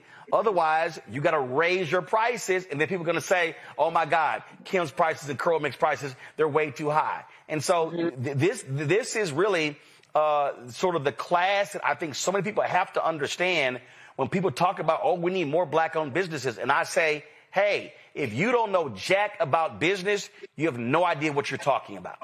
Right. Yeah, you're absolutely right, Roland. That is, or should I say Mr. Martin? Mr. Martin is my daddy. I'm Roland. Okay, Roland. No, you're absolutely right. It's more expensive to do business that way. So one of the things that we've decided to do to combat the price issue, so most of the things on our site are full price, but we do offer an insane bundle where it's 10 products for $10 each. So the bundle itself is probably worth $300, but we're giving it to people for about $100. And so we still get a good amount of profit from that, and we also give you a ton of value. And that way we can kind of give you, pricing that's better than retail, without the huge cost to the business. And so definitely check out our website, Protect Curl Mix. That 10 for 10 offer is a better Black Friday deal than you're going to see on anybody's website for sure. Okay. So, all right. So here's the other thing so let's take it further. Let's say, all right, you hit 20,000 in sales. Okay. How are you repositioning the company to get through 2026? Because there's not going to be a change in the White House. So we're going to have this crazy nonsensical, you have no idea what the hell tariffs are going to happen. So how are you positioning the company to be able to survive if you get through this 20,000? How many are you going to have to do per month to survive through 2026? That's a great question, Roland. So we had a profitable month this year in July. We did over $500,000, like $535,000 that month. And what I, learned is my business needs volume. So we need to be able to spend a certain amount of money on ads and get a certain return. We would normally see in years prior, like a 2.5 return on investment or return on ad spend. This year we saw a 3.3. In the month of October, which is normally our worst month ever, we had a 5X, but we had such a low budget, we couldn't spend what we wanted to spend. So our marketing had really great results, but we need a certain level of volume to have profitability. And so what this campaign is doing, we already had the offer that works for us. We already had the products people loved, but by the time we figured out that offer, we had so much debt that each month I'm deciding between inventory, advertising, and debt. And if you pay for inventory and ads, but you don't pay your debt, that's a problem. If you pay your debt and your ads, but you don't have any inventory, that's a problem. And then if you pay only your debt and your inventory, but the ads are not on, you don't have volume, so that's a problem. So where are you advertising? Meta or Facebook. That's our primary, because we're a .com, right? So we're a website. This campaign pretty much eliminates all of our short-term debt and gives us, a few $100,000 in operating cash in the bank. And essentially, I'm just paying for inventory and ads every month. And as long as I'm spending X amount and I'm doing over $500,000 a month, then we will be in a really good position. Right. So that's so you got to, but so again, you got to do $500,000 in revenue every single month in order for you, because you say you did 535, so that's a $35,000 profit. So that's what you have to do. Yeah, at a minimum. But I think we can do more. We were getting better results. Our debt was crushing us. Right. And so where are you now on your debt? We've paid down a few $100,000, but we need December to be successful. So you're absolutely right. We need the 20,000 orders. Otherwise, that debt's still going to be sitting there. We're going to have the same problem. So we need to get to those 20,000 orders. Okay. Let's see here. Questions from my panel. Mustafa, you first. Yeah, well, thank you for everything that you're doing. I'm curious, and I think this is important for folks who are watching to actually know why you started Curl Mix. What was the passion that drove you to actually start it? It was wanting to know exactly what was in my hair care products. Like, people tell you what's in it, but you don't really know unless you make it yourself. And so Curl Mix actually started as a do-it-yourself box for curly hair. Think Blue Apron, but for hair. And we basically would send you all the materials to make your own hair care products in a box. And our flaxseed gel was our #1 selling box. So we turned it into a ready-made product and pivoted the business and focused entirely on wash and goes for the first few years of the business. And that's kind of how we, our rise to fame and how we ended up on Shark Tank and things like that. Mm-hmm. And that's one of the reasons, too, we had to manufacture. So one of the reasons our cost of goods are so high is because we have our own manufacturing facility where we make everything. And we really couldn't go to an overseas manufacturer in China because no one wanted to make flaxseed gel. Essentially, we're boiling the raw flax seeds that you would normally eat. You might use it as an egg substitute or put it in a smoothie. Well, when you boil them, you get a really gooey gel. We extract the gel in our facility, put it in a bottle, preserve it, and then ship it to our customers. So it's like an organic gel. But no one else is willing to do that if you went to a typical contract manufacturer. Yeah. Larry? Congrats. Larry, you on? Yeah, there we go. Go ahead. Okay. Yeah, I want to congratulate you from, putting together a wonderful product. I remember seeing you the last couple of years and your success. And I'm wondering, if you have, ideally, if you could, you're able to continue to raise revenue and things continue to move forward over, this quarter into the next quarter, what would be the ideal situation in terms of revenue? And then what would you do with that, additional revenue? Would you focus on marketing, paying down the debt? Ideal is $1 million a month. Larry, go ahead. Larry, go ahead and finish. I'm messing with you. No, I'm curious. Well, what would you invest in? What are things you would invest in? So one of my main goals next year is to do somewhere between 7 and 10 million, right? And to have 20% profit margins and be able to comfortably employ my team, have payroll reserves, and just have a normal year where we're not stressing over cash. That would be phenomenal, right? And then I would say my big dream for us is to be more of like a Lush. I don't know if you guys are familiar, but Lush is not a typical, I'm going to go and get my cheap shampoo and conditioner. It's a luxury experience. You go and you buy this small batch handmade, skin and body products, or body and face products. And then, they're natural, so they have a shelf life, a shorter shelf life than everything else. But they have little pop-up stores, one in every major city. They don't have they're not like a Walmart or Target. They're not everywhere. They're just these small pop-up stores. And you might go and spend $200 at Lush or $300 at Lush or $400. You might go once a quarter. I know I used to do that. And so I think that's really kind of how we fit in the beauty industry, in the beauty conversation. But my first investment would really just be cash reserves so that we can function like a comfortable, profitable business and be able to secure the jobs that I'm hiring for. Tyler? Yes, thank you so much again, and congratulations on everything. I believe that supporting Black businesses is an act of radical love, and so I'm sending you Godspeed and blessings towards your campaign. I'm speaking abundance and overflow over your business, and so just congratulations in advance. What has this experience taught you about these challenges faced by Black-owned businesses, and how can communities and policymakers step in to support entrepreneurs like you in times like this? Ooh, I love that, community and policymakers. There are programs that are offering grants right now. I think we need more of them, right? I know there's a grant for manufacturers right now for $100K. If the deadline was October 31st, they extended it. I'm seeing some brands do different things. I know New Market Tax Credits had something where if you move to a certain impoverished area, you would get a grant. And so we operate actually in one of those areas. So more programs like that, I think, would help from a policy perspective.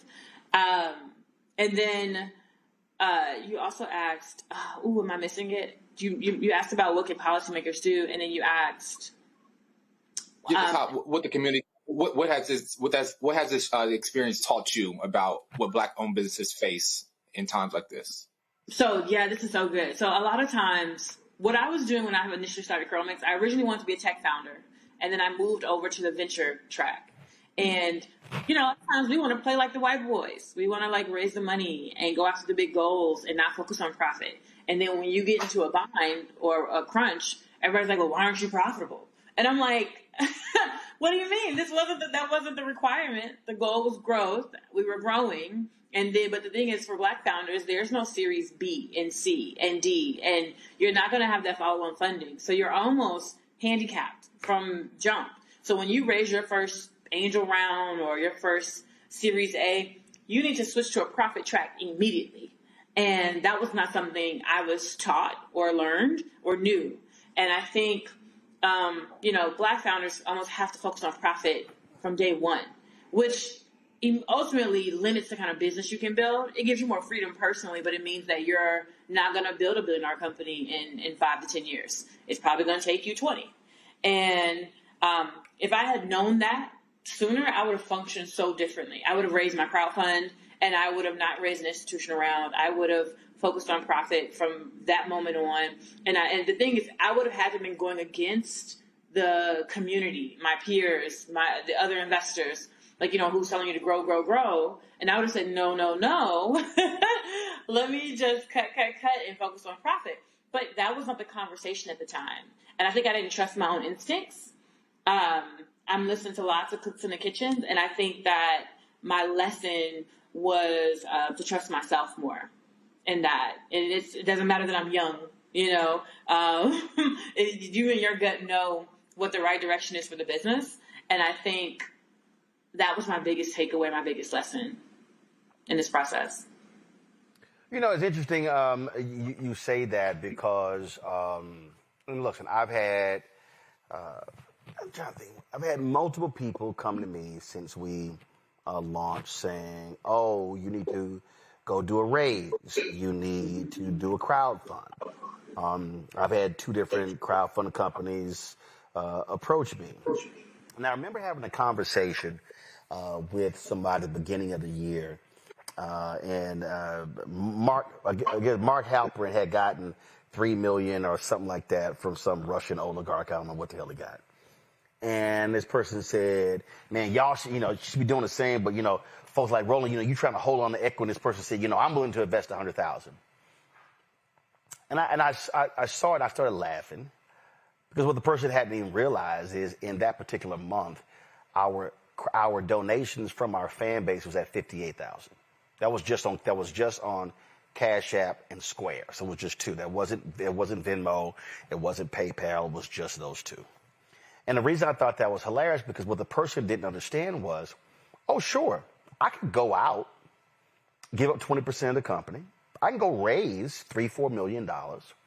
But the problem is, if there's not going to be an increase in advertising coming from brands, coming from ad agencies, all you're going to end up doing is doing a raise, bringing the money in, expanding your expenses, burning through the cash, not seeing the revenue increase to go along with that. And now you're chasing the valuation, and those investors want their money back. So you're going to have to end up going out to go raise more money to essentially pay them back. And all of a sudden now you're losing equity. And I said to this person, I would rather stay where I am and methodically build than be in a constant state of pressure, debt, raise. I said, then you're not focusing on the business. You're focusing on just out there constantly trying to raise money. And these are the conversations that I think, unfortunately, Kim, that people don't want to have when we talk about business. Because a lot of people are sitting there and they're watching, they're looking at Instagram, and they're like, oh, they're thinking you're living the good life, not understanding that when you are an owner, when you're an entrepreneur, you're the one staying up. You're the one trying to figure out how do folk get paid. You're the one shifting money when it comes to this credit card to that credit card. This ain't Sheila E.'s song, The Glamorous Life. Oh my gosh, Roland, you're absolutely right. So I have decided, so I learned that lesson, right? And I think thankfully I'm not too far gone that I can't recover. So I have a plan. I've decided it. I stopped raising after that crowdfund. I was like, oh, I'm done. I'm not raising another dollar. We're good. Okay. I have been in the marketing seat running as CMO, CEO for the last 18 months. And my marketing team is down to just 4 people max. And the 3 of us work on Chromix. So all the emails are going out, all the SMS, everything, all the graphics, me right now. That's how we're like saving money. It's because I'm probably working 3 or 4 jobs. And I want to get Chromix to a really comfortable position in profit, be able to pay my investors back their money, but retain the equity in the business. And I am saddling up for the long haul. I'm going to be doing this for the next 10 years, at least. And I'm okay with that. I love that. I love my customers. I love what I do and who I serve. And I'm going to slowly just buy back my equity. So I agree with you. That was a hard lesson, but I'm glad I learned it now and not in, 3 or 4 years. So here we sit, and go to my iPad, Anthony. Folks, if you go to curlmix.com, you see Protect Curl Mix. You can buy products. But also, if you want to just donate, if you don't want to buy products, you can click the donate button right here. You see they are asking for $50. You can change the amount right here. And there are multiple ways in which you can give. You see credit cards, Cash App, Affirm, Klarna, as well as with your bank. If I go back here, you see there's a running clock right here. And 36 days, 5 hours, and 25 minutes. And so, folks, they moved about 7,000. Again, the goal is to do 20,000. So we're talking 13,000. And so if you want, well, first of all, so let's see for folks who may not know, what products do you have? So I'm looking here. And so just share, what are your products? Yeah, so we have a few different gels. We have about 3 flaxseed gels in here. So if you like a wash and go, this would be a great kit for you. We also have our anti-frizz leave-in in here, as well as our pineapple leave-in that's going to be really good for detangling your hair. We have our honey curl cream, so it'll be great for twist outs, as well as our styling foam. And then we also have our shampoo. And a grapeseed conditioner is going to be really great for slipping through your hair. So it's a really good styling bundle if you want to style your hair. All right. So I see here wash and go shampoo. All right. So what products that you have? Okay. What can dudes use? I mean, let's just say now Larry, he ain't got no shot. So he ain't. Okay. No.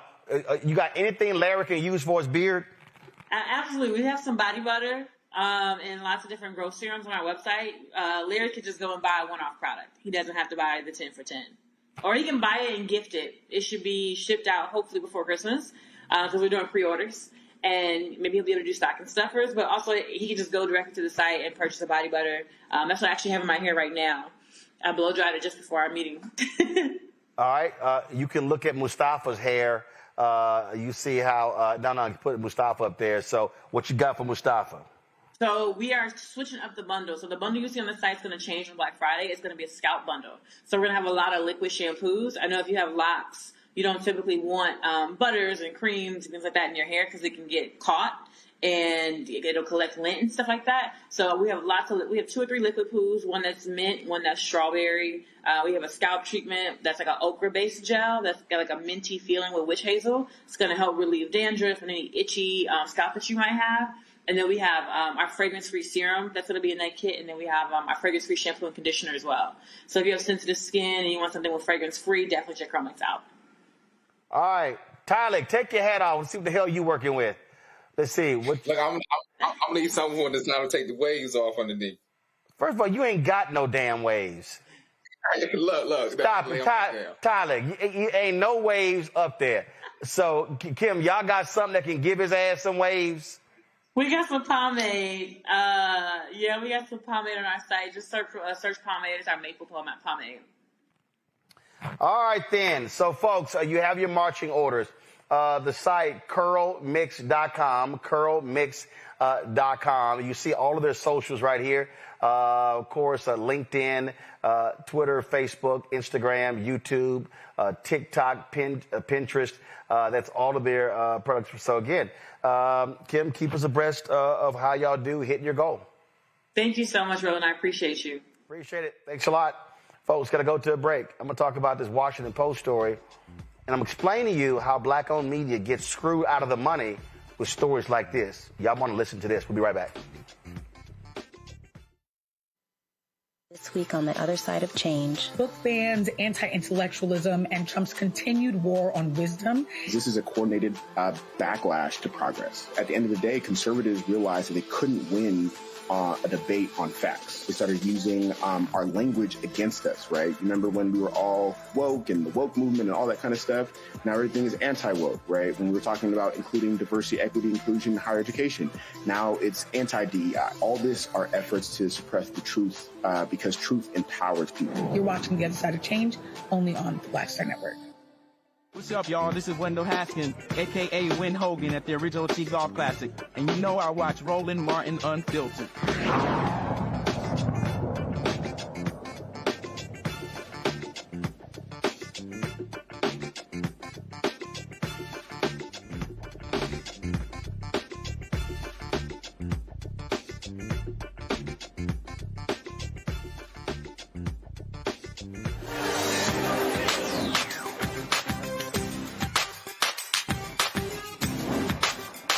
Being frozen out. Facing an extinction level event. We don't fight this fight right now. You're not going to have black-owned media.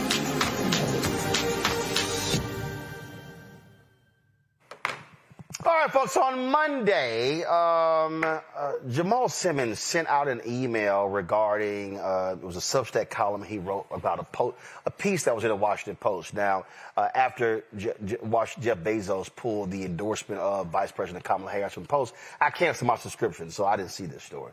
But this is the story right here. I want y'all to check it out. So the story says how Democrats are building their own digital media army.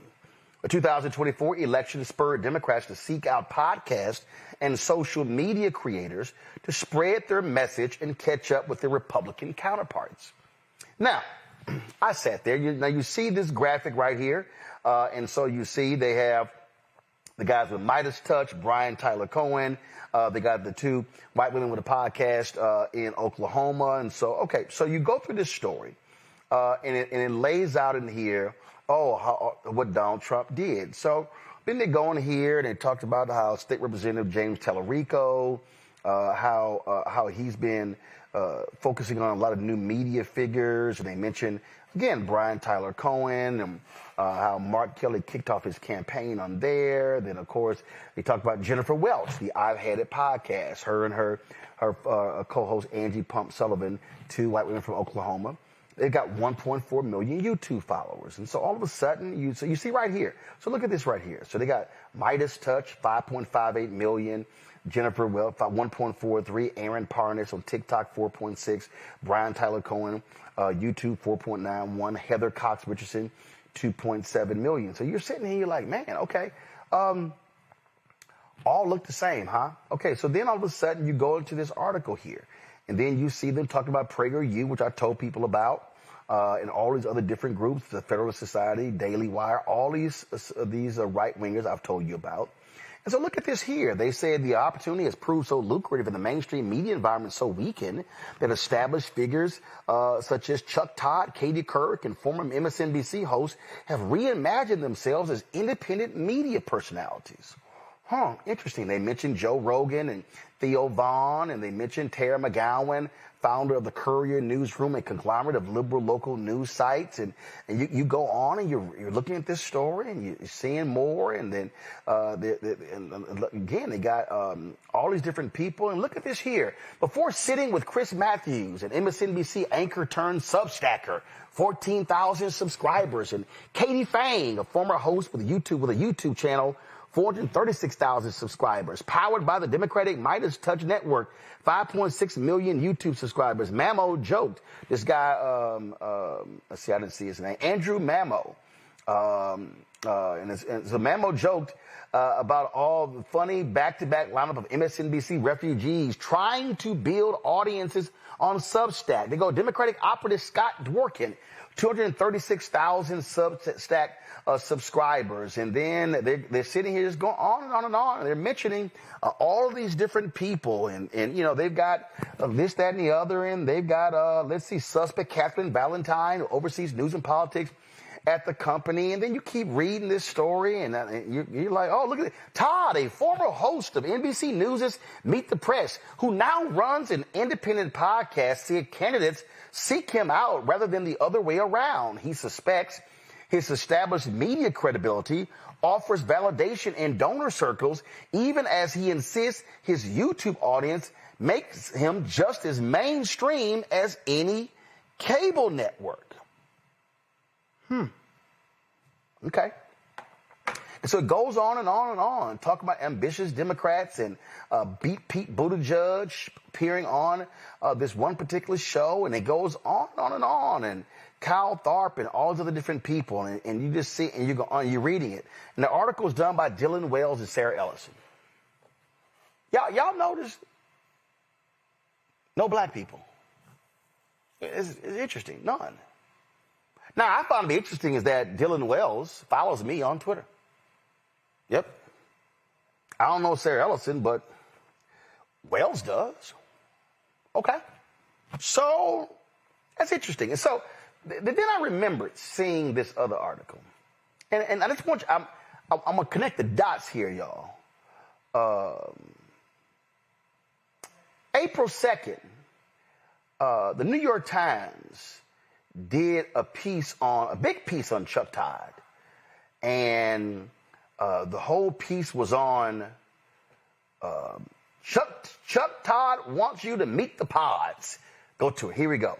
So he's interviewing Fetterman, and come on, go to you see this right here. And so you go up and you see this article is talking about after leaving the corporate home of Meet the Press, Mr. Todd is embarking on a career as a media entrepreneur.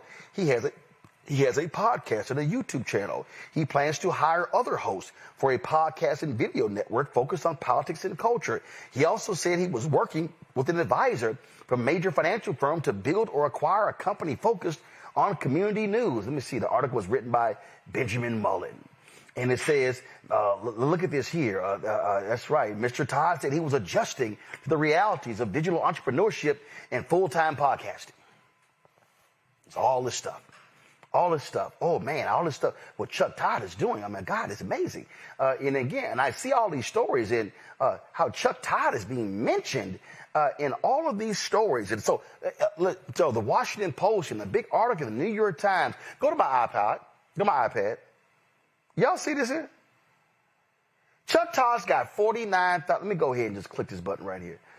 Chuck Todd has 49,500 YouTube subscribers.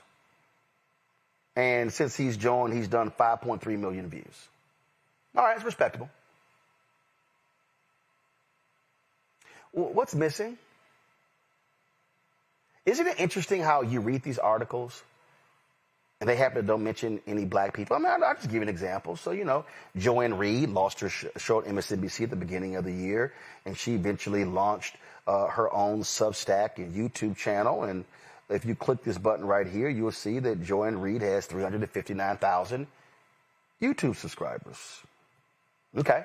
So, you know, you got that. And so, you know, Don Lemon, he got fired at CNN and, you know, took home a huge check. He's doing his own thing. And so, let's see here. Checking right here, looks like he's got 1 million YouTube subscribers. Okay. All right. So, there are other black people out there who are creators who are doing some great things as well. And so, I think about, you know, what we built here in 7 years at Roland Martin Unfiltered. If I would check right here, let's see right here. Oh, wow. 1.89 million subscribers. No mention in any of those articles. Benjamin Mullen hasn't called us to do a huge profile in the New York Times. So he writes a story on how Chuck Todd launched a podcast and a YouTube channel and plans on hiring others to do shows on a network. You mean like what I did?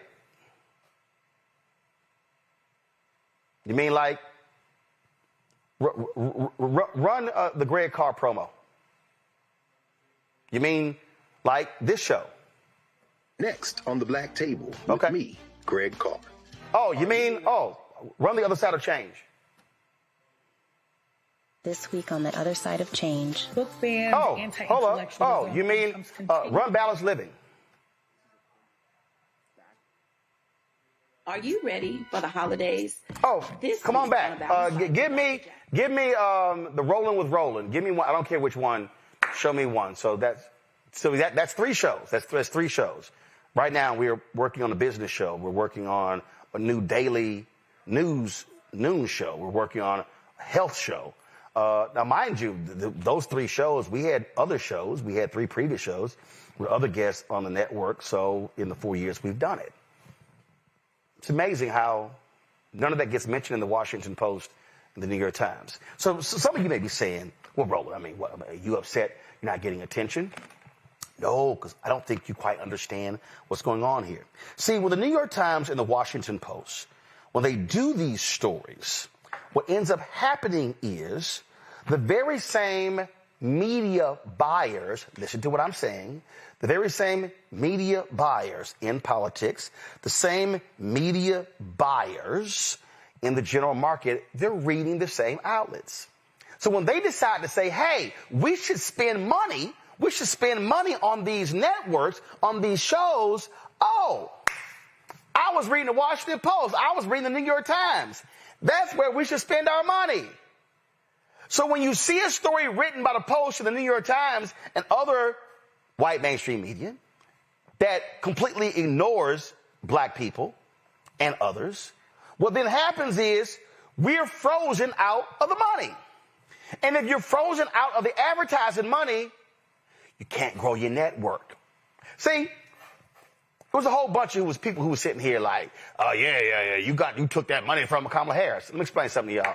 I knew when the Harris campaign paid us for advertising directly, it was going to show up on the FEC report. Do you know why that happened? Do you know why you don't know that BET got almost $10 million? Do you know why you don't know how much Essence got, how much NNPA got? Because they got paid through the advertising company. Well, I didn't trust their ad company because they kept screwing black people. So I said, y'all going to pay me direct. Oh, y'all didn't realize that, huh? Well, I thought so.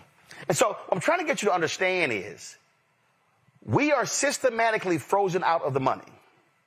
And then when we're frozen out of the conversation, we're also frozen out of the money.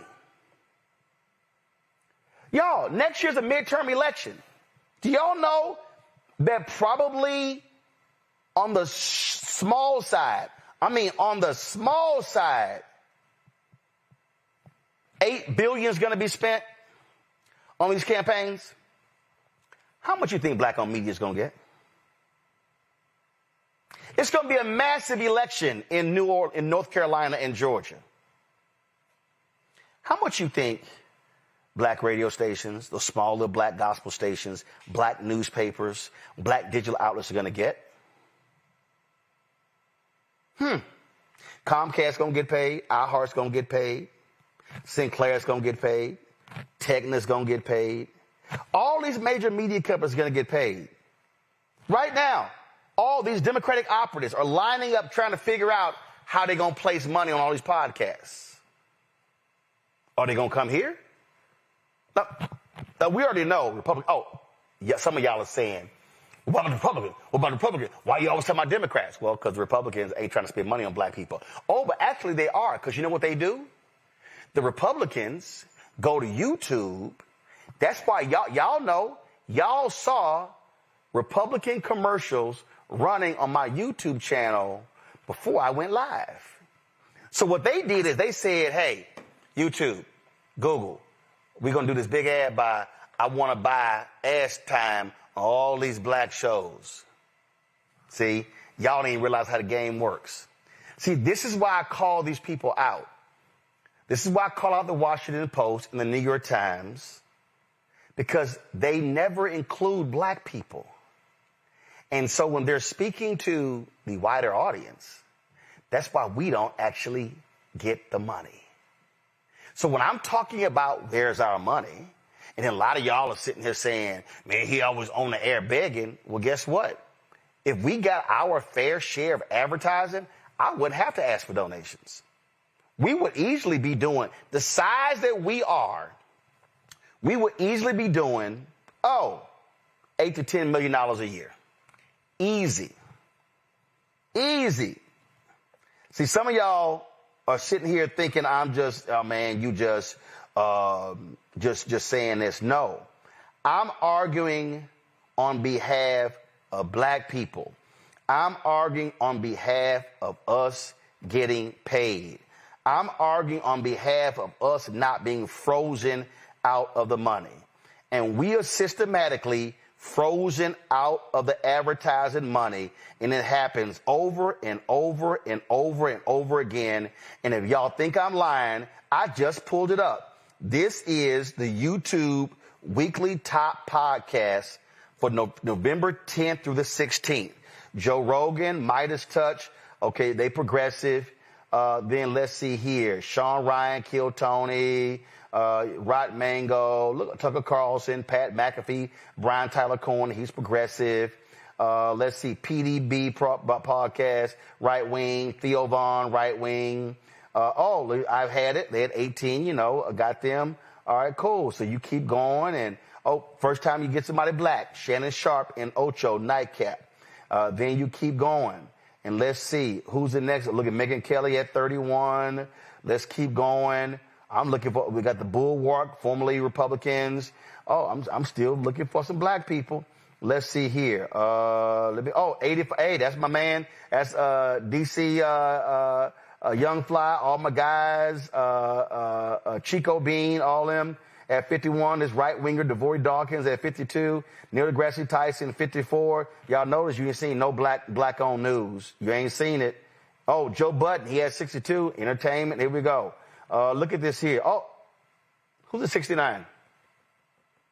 Only black-owned media, only black-owned news show on here. Club Shay Shay at 72.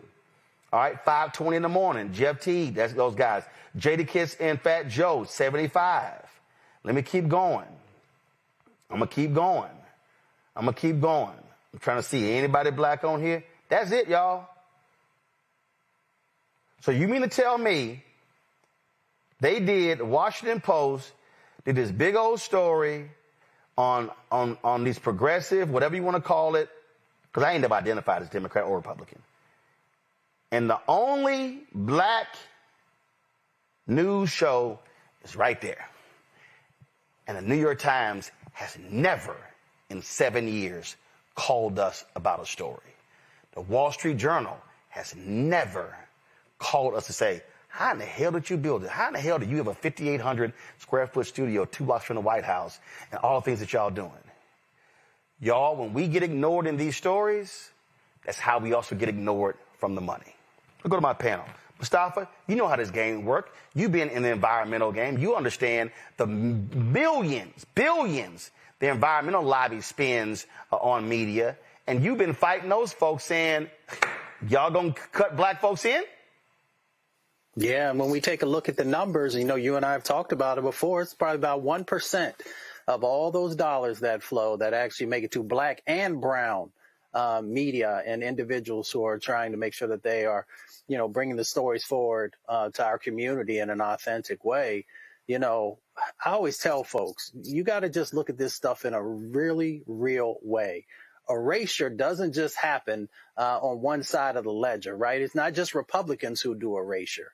We also got erasure going on the Democratic side. And yeah, folks not going to like it. Yeah, I'll get phone calls later on. But the truth is the truth.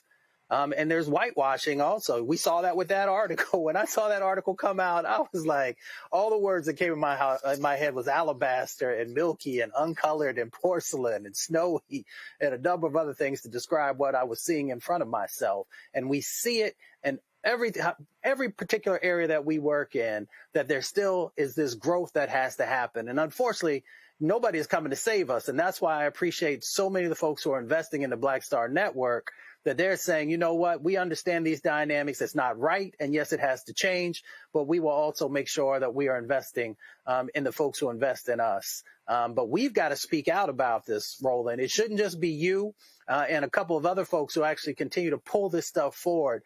Each and every one of us. I often say that we've got to stop funding our own oppression. And what I mean by that is, if these individuals, if these institutions are not going to make investments inside of our communities, then we have to take our dollars away from them until they change how they do business. Larry, billions are going to be spent next year. And I'm telling you, listen, Larry, we are going to get screwed again. But they're going to want our votes. And what I keep saying is that's the equivalent of saying y'all are sharecroppers. Don't till that soil, but we're going to make that money from the sale of the product. Yeah, and we're looking to be free, Roland, particularly the importance of the midterms. And listen, you've been doing this for a long time and having a well-established relationship in journalism, well earned. And what I know we've talked about this on the show a few times. But, Democrats can't show up at black churches on Sundays, a few Sundays before election, expect black folks to show up. A lot of black people watch your show from all different backgrounds. I have family members, friends, etc. And so if you want to invest in the backbone of the Democratic Party, which is the black community, you have to invest in one of the few options you have when you know that black people are watching and getting the information they need. The Democrats cannot reverse what we've seen over the last couple of months if they don't invest in black media and black folks don't see what's happening, and we don't reverse some of the trends we saw in the last election last November in terms of the turnout in the black community. And so you're right. If this continues during a time we have a large number of black folks, we talk about the members of the CBC compared to other times 10, 15, 20 years ago, then we will once again, the Democratic Party is going to repeat the same mistakes over and over again. And once again, you made the analogy talking about we're sharecroppers. But no, we're superstars. And we're voters, and we spend money. And if you want to win, then you have to invest in black communities and black media and invest in the Black Star. See, Tyler, here's the deal. And I know. It's a whole bunch of white media strategists can't stand me. Oh, I know. My name come up. Oh, and I hear what they say. And you know why? Because they say, damn it, why is he demanding equity? And see, I tell them point blank, you gonna play me small? No, we're not having you on the show. No, we're not gonna broadcast your rally. No, we're not going to run your ads. Because you're not going to sit here and hit me with a black tax, but then you're going to go spend $1.5 million, $2-3 million over there. No, I've told campaigns no. And they're like, did he just tell us no? Yes, because you can't play me cheap. And I'm not going to accept it. And the problem is, too many black people who willingly, and I get it, they willingly accept a crumb and they convince themselves that it's a tasty meal. No, it's a crumb. And the erasure is intentional, because I believe when black media is underfunded, that means that black truth telling becomes easier to ignore. And if we do not own the platform, someone else is controlling our narrative. And I think that is exactly what they want to be had done. They want our narrative to be told by somebody else. But I think it's important for black media to tell our truths. And the black media has always been the pulse and truth tellers of this country. And so whether that's pushing culture or whether that's holding systems accountable, as we see what happens here on this show. And I think when major political institutions, whatever side, build strategy while excluding us, they fail the very communities that they say that they're trying to uplift. And I believe without black media, this digital narrative will always be incomplete. And our people deserve better. Our people deserve the truth to be told. And I think that is important for us to be at the table. And like I said, not accepting crumbs, but knowing that we deserve the whole damn meal and not just the piece of bread that's being passed around. Man, I done told these folk point blank, you play me small, I ain't even getting out of bed for that small change. That's not about being arrogant. I'm telling you. And so this Washington Post story, that's also what happens when you fire all the black people. When you run all of them off. That you would have a whiteout in that kind of story. And I talked about it on Twitter, and I tagged the writers in it so they know exactly how I feel. But I'm telling all y'all who are watching, all y'all who keep complaining why we don't have this and we don't have that, I'm going to tell y'all right now, the reason you do not see more comprehensive coverage, the reason you do not see a black-owned media morning show and a midday show and an afternoon drive show, the reason you don't see it, because we do not get the dollars, period. We get screwed by these ad agencies, and I'm talking about Dentsu, WPP, Omnicom, Horizon, IPG, you can name all of them. Group M. Man, we've been dealing with them for 4 or 5 years, and all we've gotten is a damn runaround. So we get screwed out of political advertising money, we get screwed out of the general market money, and then we get screwed out of the federal government advertising money because the same damn agencies get the federal contracts and screw us in general market. Then y'all wonder why you don't have black news shows. Now y'all understand why. So when I call these folk out, y'all need to be commenting on Instagram, liking as well, so they can see hundreds of thousands. Because if I post some bullshit, some little messy stuff, oh man, folks will like that in a heartbeat. But this right here is why black-owned businesses get frozen out, because they act like we don't exist. They freeze us out of the stories. They freeze us out of the money. They freeze us out of the equity, out of the venture capital, and then we're left to wither on a vine. And I'm going to close out with this here. I'm telling y'all because I know it's true. There are some agencies and some brands that said, we're going to wait his ass out. They thought we would be out of business by now. They like, damn, 7 years later, his ass still standing. We thought by ignoring him, we were going to take him out. Well, first of all, our supporters stand us up with their dollars. 2, I know how to manage money. I may have hated algebra and geometry when I was in college and high school. Oh, but I can count. I know money. I know how to control expenses to make sure expenses are less than revenue. And that's how you stay in business. So I'm warning everybody right now. If y'all hear me calling some campaigns out in 2026, y'all know why. And I'm putting everybody on notice. If y'all think you're going to play Roland Martin Unfiltered, Black Star Network, and Black-owned media small, you got another thing coming. And the last point, I don't believe only one person can eat. So when I go to the table, I ain't just fighting for me. I'm fighting for other folk as well to get a piece of this shit pie. Because again, a piece of a pie ain't the same as a damn crumb. We come back, our Shop Black Star Network business owner with some toys focusing on STEM. Back in a moment. If in this country right now, you have people get up in the morning and the only thing they can think about is how many people they can hurt, and they got the power, that's the time for mourning. For better or worse, what makes America special, it's that legal system that's supposed to protect minorities from the tyranny of the majority. We are at a point of a moral emergency. We must raise a voice of outrage. We must raise a voice of compassion. And we must raise a voice of unity. We are not in a crisis of party versus party. We are in a crisis of civilization, a human rights crisis, and a crisis of democracy itself. And guess what? You've been chosen to make sure that those that would destroy, those that would hate, don't have the final say, and they don't ultimately win. Hey, yo, what's up? This is Mr. Dalvin right here. What's up? This is KC, sitting here representing the JODECI, that's Jodeci, right here on Roland Martin Unfiltered.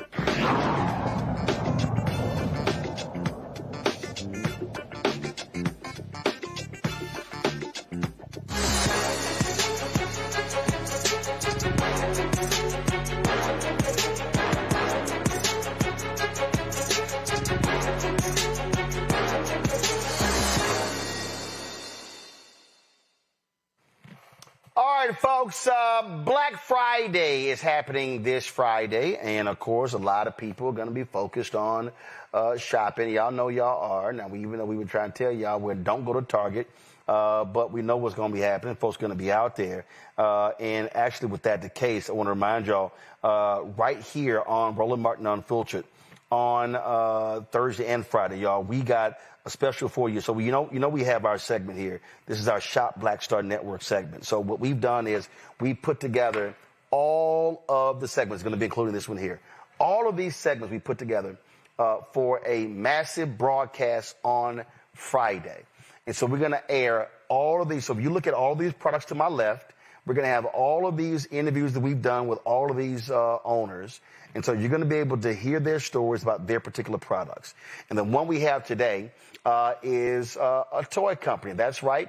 If you got kids who love science, math, and the arts, Terry Nichelle Bradley has created the Brown Toy Box, a child-centered, STEAM-inspired toy collection that celebrates learning. Her goal is to make STEAM-based educational experiences accessible to all children and their parents. Bradley joins us right now. All right, glad to have you here. So, all right, let me go on over here, and let's see what we got right here. So, is this called the Didisi Crew? I can't hear you. There we go. Now I can hear you. Go ahead. Oh, you can hear me now? Now I hear you. Okay. It's Didisi. Didisi means curious in Swahili, and we say we're always trying to cultivate curiosity for our children. Black folks love having Swahili names. I'm just messing with you. And we love it. All right. So, Didisi. Okay. So, right here, so on the back here, it says, meet the Didisi crew. So are these all different characters? Yeah, so we represent, that line that you're looking at represents 14 different STEAM themes. Alex and Ava, Amara, Dre, Everett, Haley, Jalen, Justin, Kenny, Michaela, my niece named Michaela, Maya, Oscar, Sebastian, my middle name, that's a great name, Sky, Willow, and Zoe.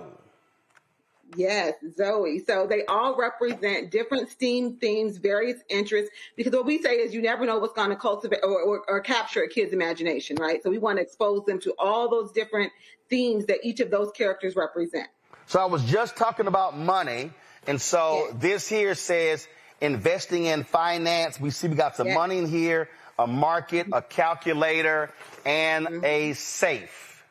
Yeah, so in that kit, that's the Kinney Finance and Investing Kit. So in that kit, they've got a chore chart. We want kids to really actually understand and respect money, right? So they need to understand how you earn money, how you save money, how you invest money, and how you share, right? And right. So that's being charitable, right? So really understanding money, but making it really, really fun, right? So that's the point for all of our STEAM kits, our puzzles, our games. It's really about making learning really accessible, representative, and fun.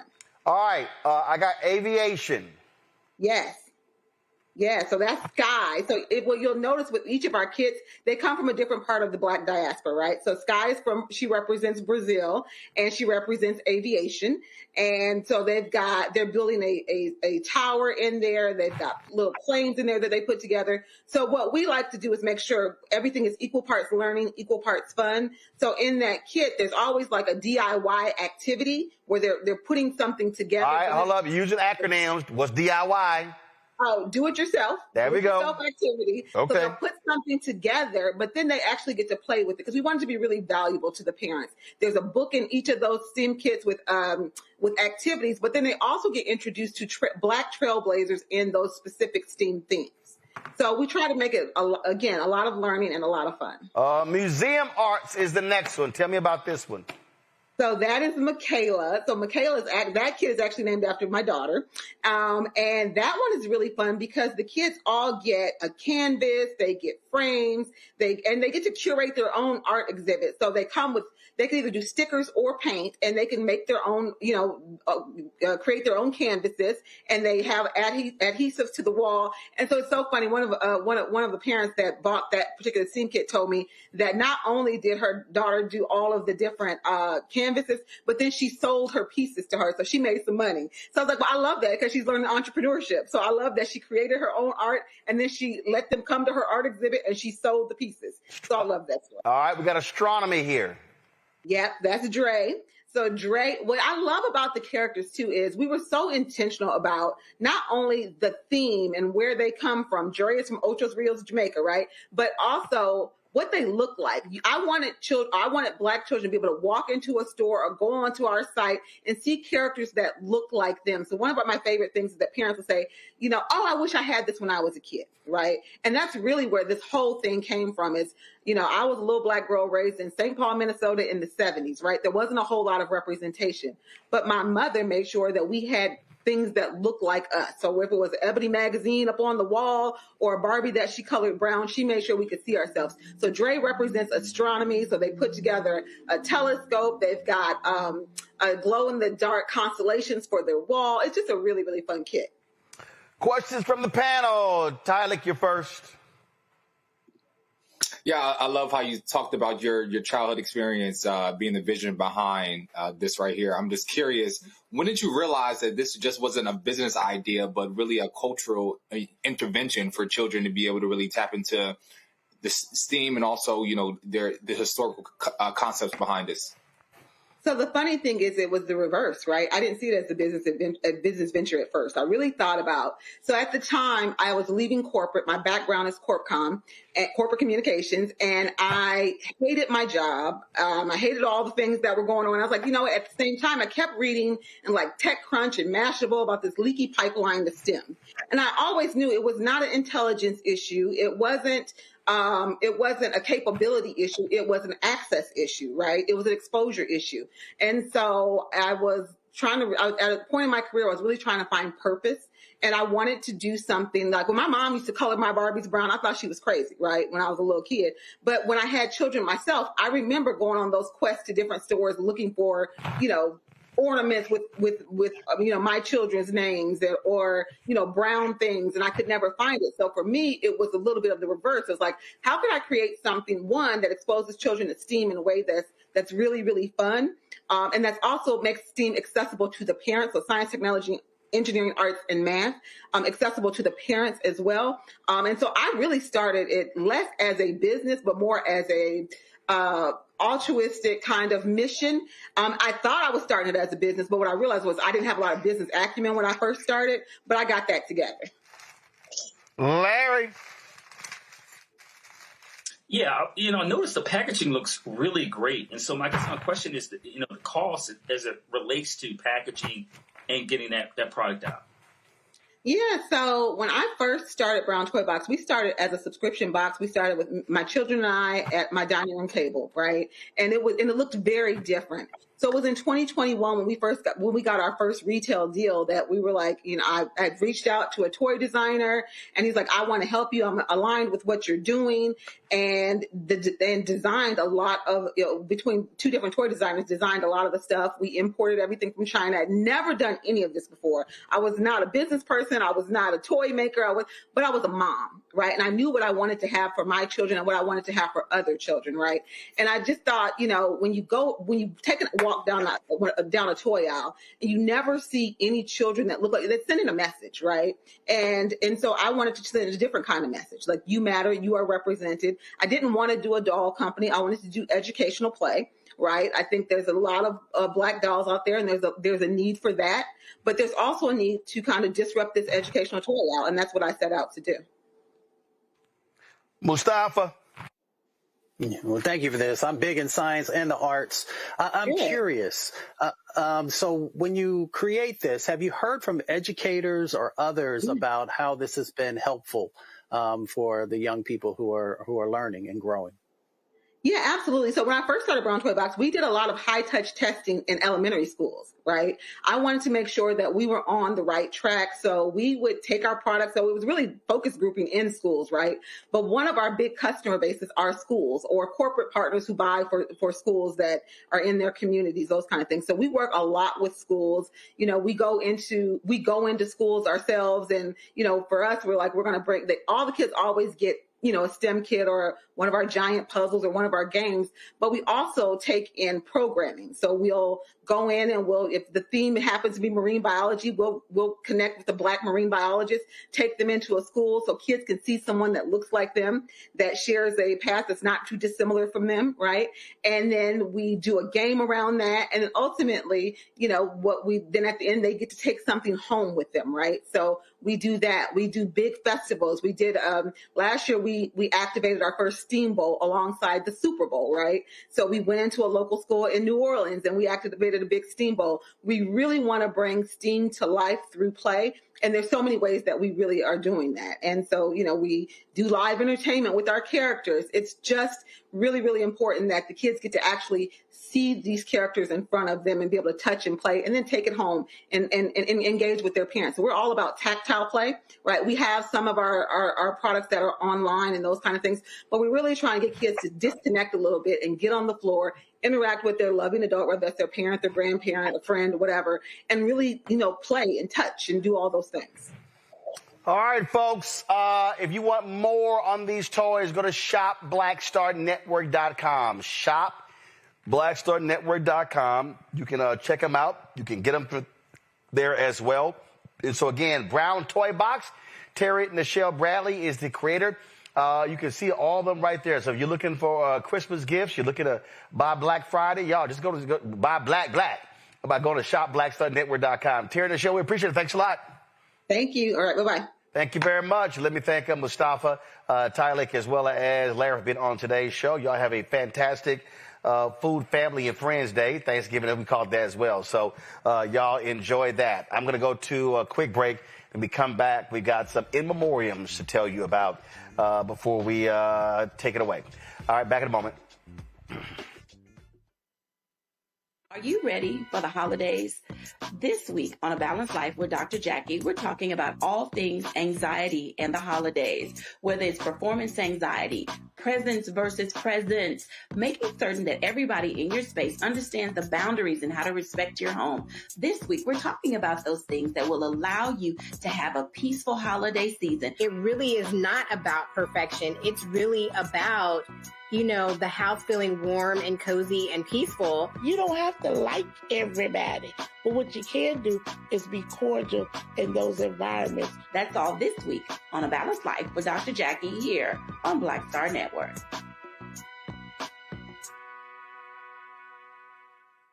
Hey, yo, what's up? This is Mr. Dalvin right here. What's up? This is KC, sitting here representing the JODECI, that's Jodeci, right here on Roland Martin Unfiltered.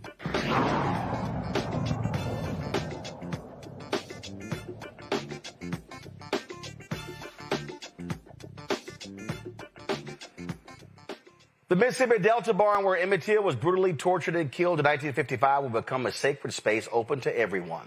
The Emmett Till Interpretive Center has officially purchased the barn thanks to a $1.5 million donation from TV producer Shonda Rhimes. For decades, this barn was kept out of public view, buried by the very people who wanted the truth erased. We all heard the story of how Emmett Till's mother, Mamie Till Mobley, made the courageous decision to hold an open casket funeral so the world could see what happened to her child. Those photos shook the nation and helped ignite the civil rights movement. And so this interpretive center, again, will be known as a sacred space. And so we'll have more details when it becomes available. Folks, legendary reggae icon and actor Jimmy Cliff has died at the age of 81. His wife said he suffered a seizure followed by pneumonia. Cliff's first major hit in Jamaica, Hurricane Hattie, referenced the devastating 1961 storm before he went on to perform at the New York World's Fair. Later became an international star with classics like Wonderful World, Beautiful People, and the powerful protest anthem, Vietnam. Also passing away this week is the former chairman of the Student Nonviolent Coordinating Committee, Jamil Abdullah Al-Amin, known to many as H. Rap Brown before converting to Islam, died at the age of 82. Al-Amin was one of the most influential pro-black leaders of the 1960s and 70s, a force within the civil rights and black liberation movements. He became known for challenging white supremacy and openly advocating armed resistance as a means of self-defense. He was known for his fiery rhetoric, once declaring violence is necessary. Violence is a part of America's culture. It is America as cherry pie. He passed away in a prison hospital after he was convicted in Georgia. And, of course, that was years ago when I worked at the Fort Worth Star-Telegram, but I had an opportunity to actually interview H. Rap Brown, of course, later changed his name to Al-Amin. And so certainly condolences go out to the family of him as well as Jimmy Cliff. All right, folks, that is it for us. Let me do this real quick here, y'all. So let's see here. Tabia Kirkland, founder of Kidney Watch Foundation, actually just sent me this here. Got this in the mail. There's T-shirts right here.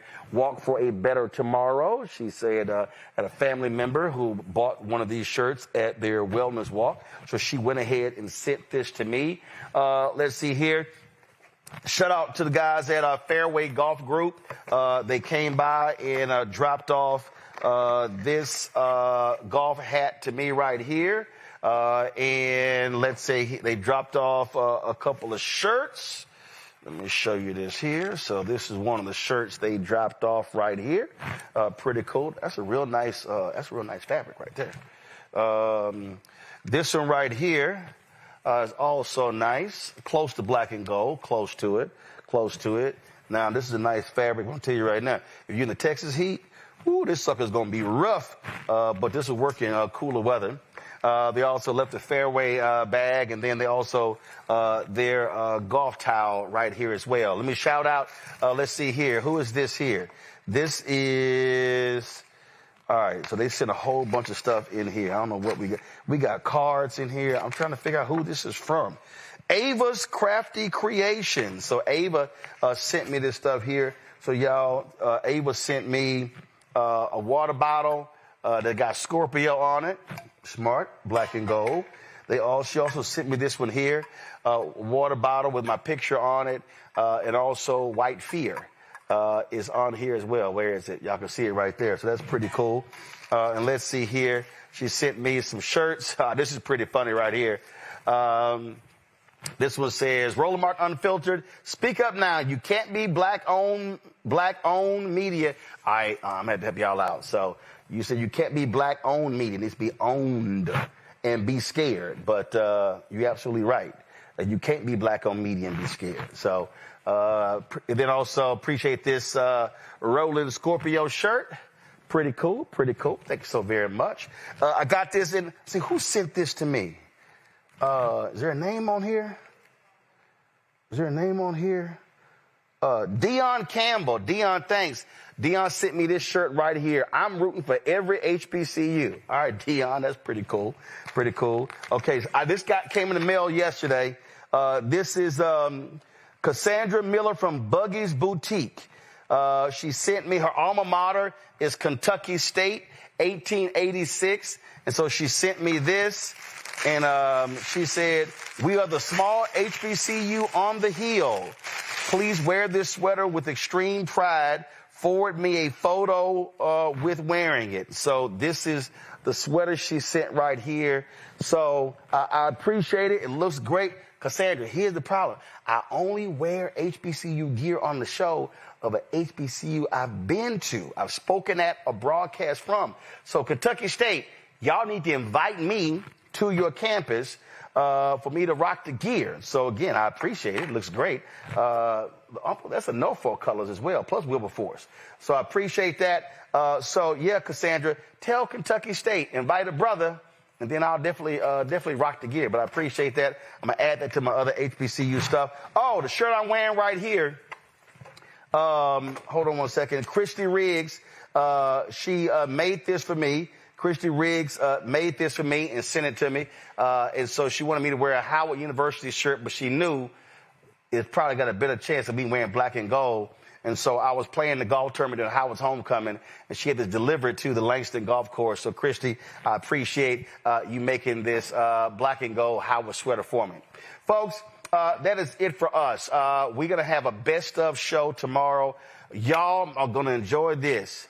The best roast on the show. Oh, my God. I'm talking about, y'all know I lit some folks up on this show. Lord, I lit them up. So, you know, Philip from Indianapolis? Yeah, he made the cut. Remember that crazy-ass Mark, Black Lives Matter from Rhode Island and where he's from? Yeah, he made the cut. So we putting that show together. Y'all going to enjoy it. Thursday or Friday, I can't remember which day we're going to run it. So Black Friday is, of course, people are going to be shopping. Some people should be staying at home. We want y'all to buy black. Okay, so what we've done is all these black-owned companies you see right here, the toys and all to my left here, all of these people on Shop Black Star Network, all these black-owned businesses, we're going to have a 5-hour show. We put all these shows together so you can be able to buy on shopblackstarnetwork.com. You can see the shows as well. We're going to be streaming it all throughout the day. So y'all check it out. Black Friday, Buy Black.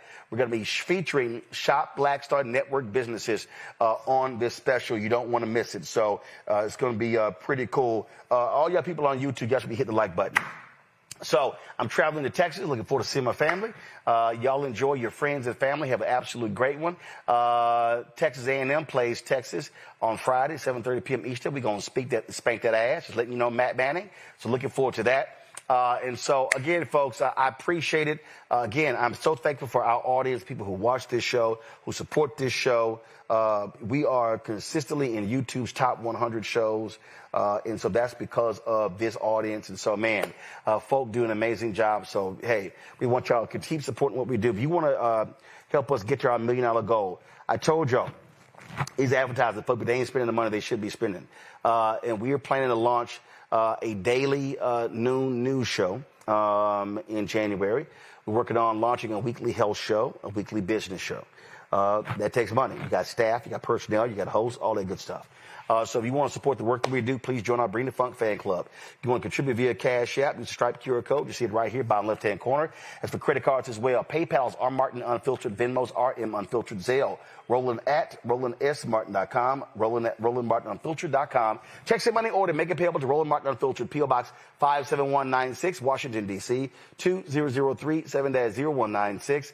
Download the Black Star Network app, Apple phone, Android phone, Apple TV, Android TV, Roku, Amazon Fire TV, Xbox One, Samsung Smart TV. Be sure to get a copy of my book, White Fear, How the Browning of America is Making White Folks Lose Their Minds. Available at bookstores nationwide. Get it online. Get the audio version I read on Audible.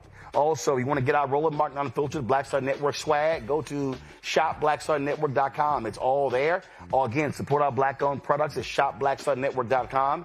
And, of course, download the app Fanbase. If you want to invest, simply go to startengine.com/fanbase, startengine.com/fanbase. Monday, I will see you live from Atlanta, Global Hope Forum. We're there Monday and Tuesday. Wednesday, I will be in New York for the Route 100. I was voted on the list this year. And then Thursday and Friday, we broadcast live from Montgomery, Alabama for the 7th anniversary of the Montgomery bus boycott. So a lot going on next week. Folks, y'all have a fabulous, fabulous holiday.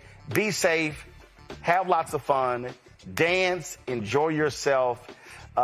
Keep it real. Keep it black. And keep it unfiltered. I'll see y'all on Monday. Holla!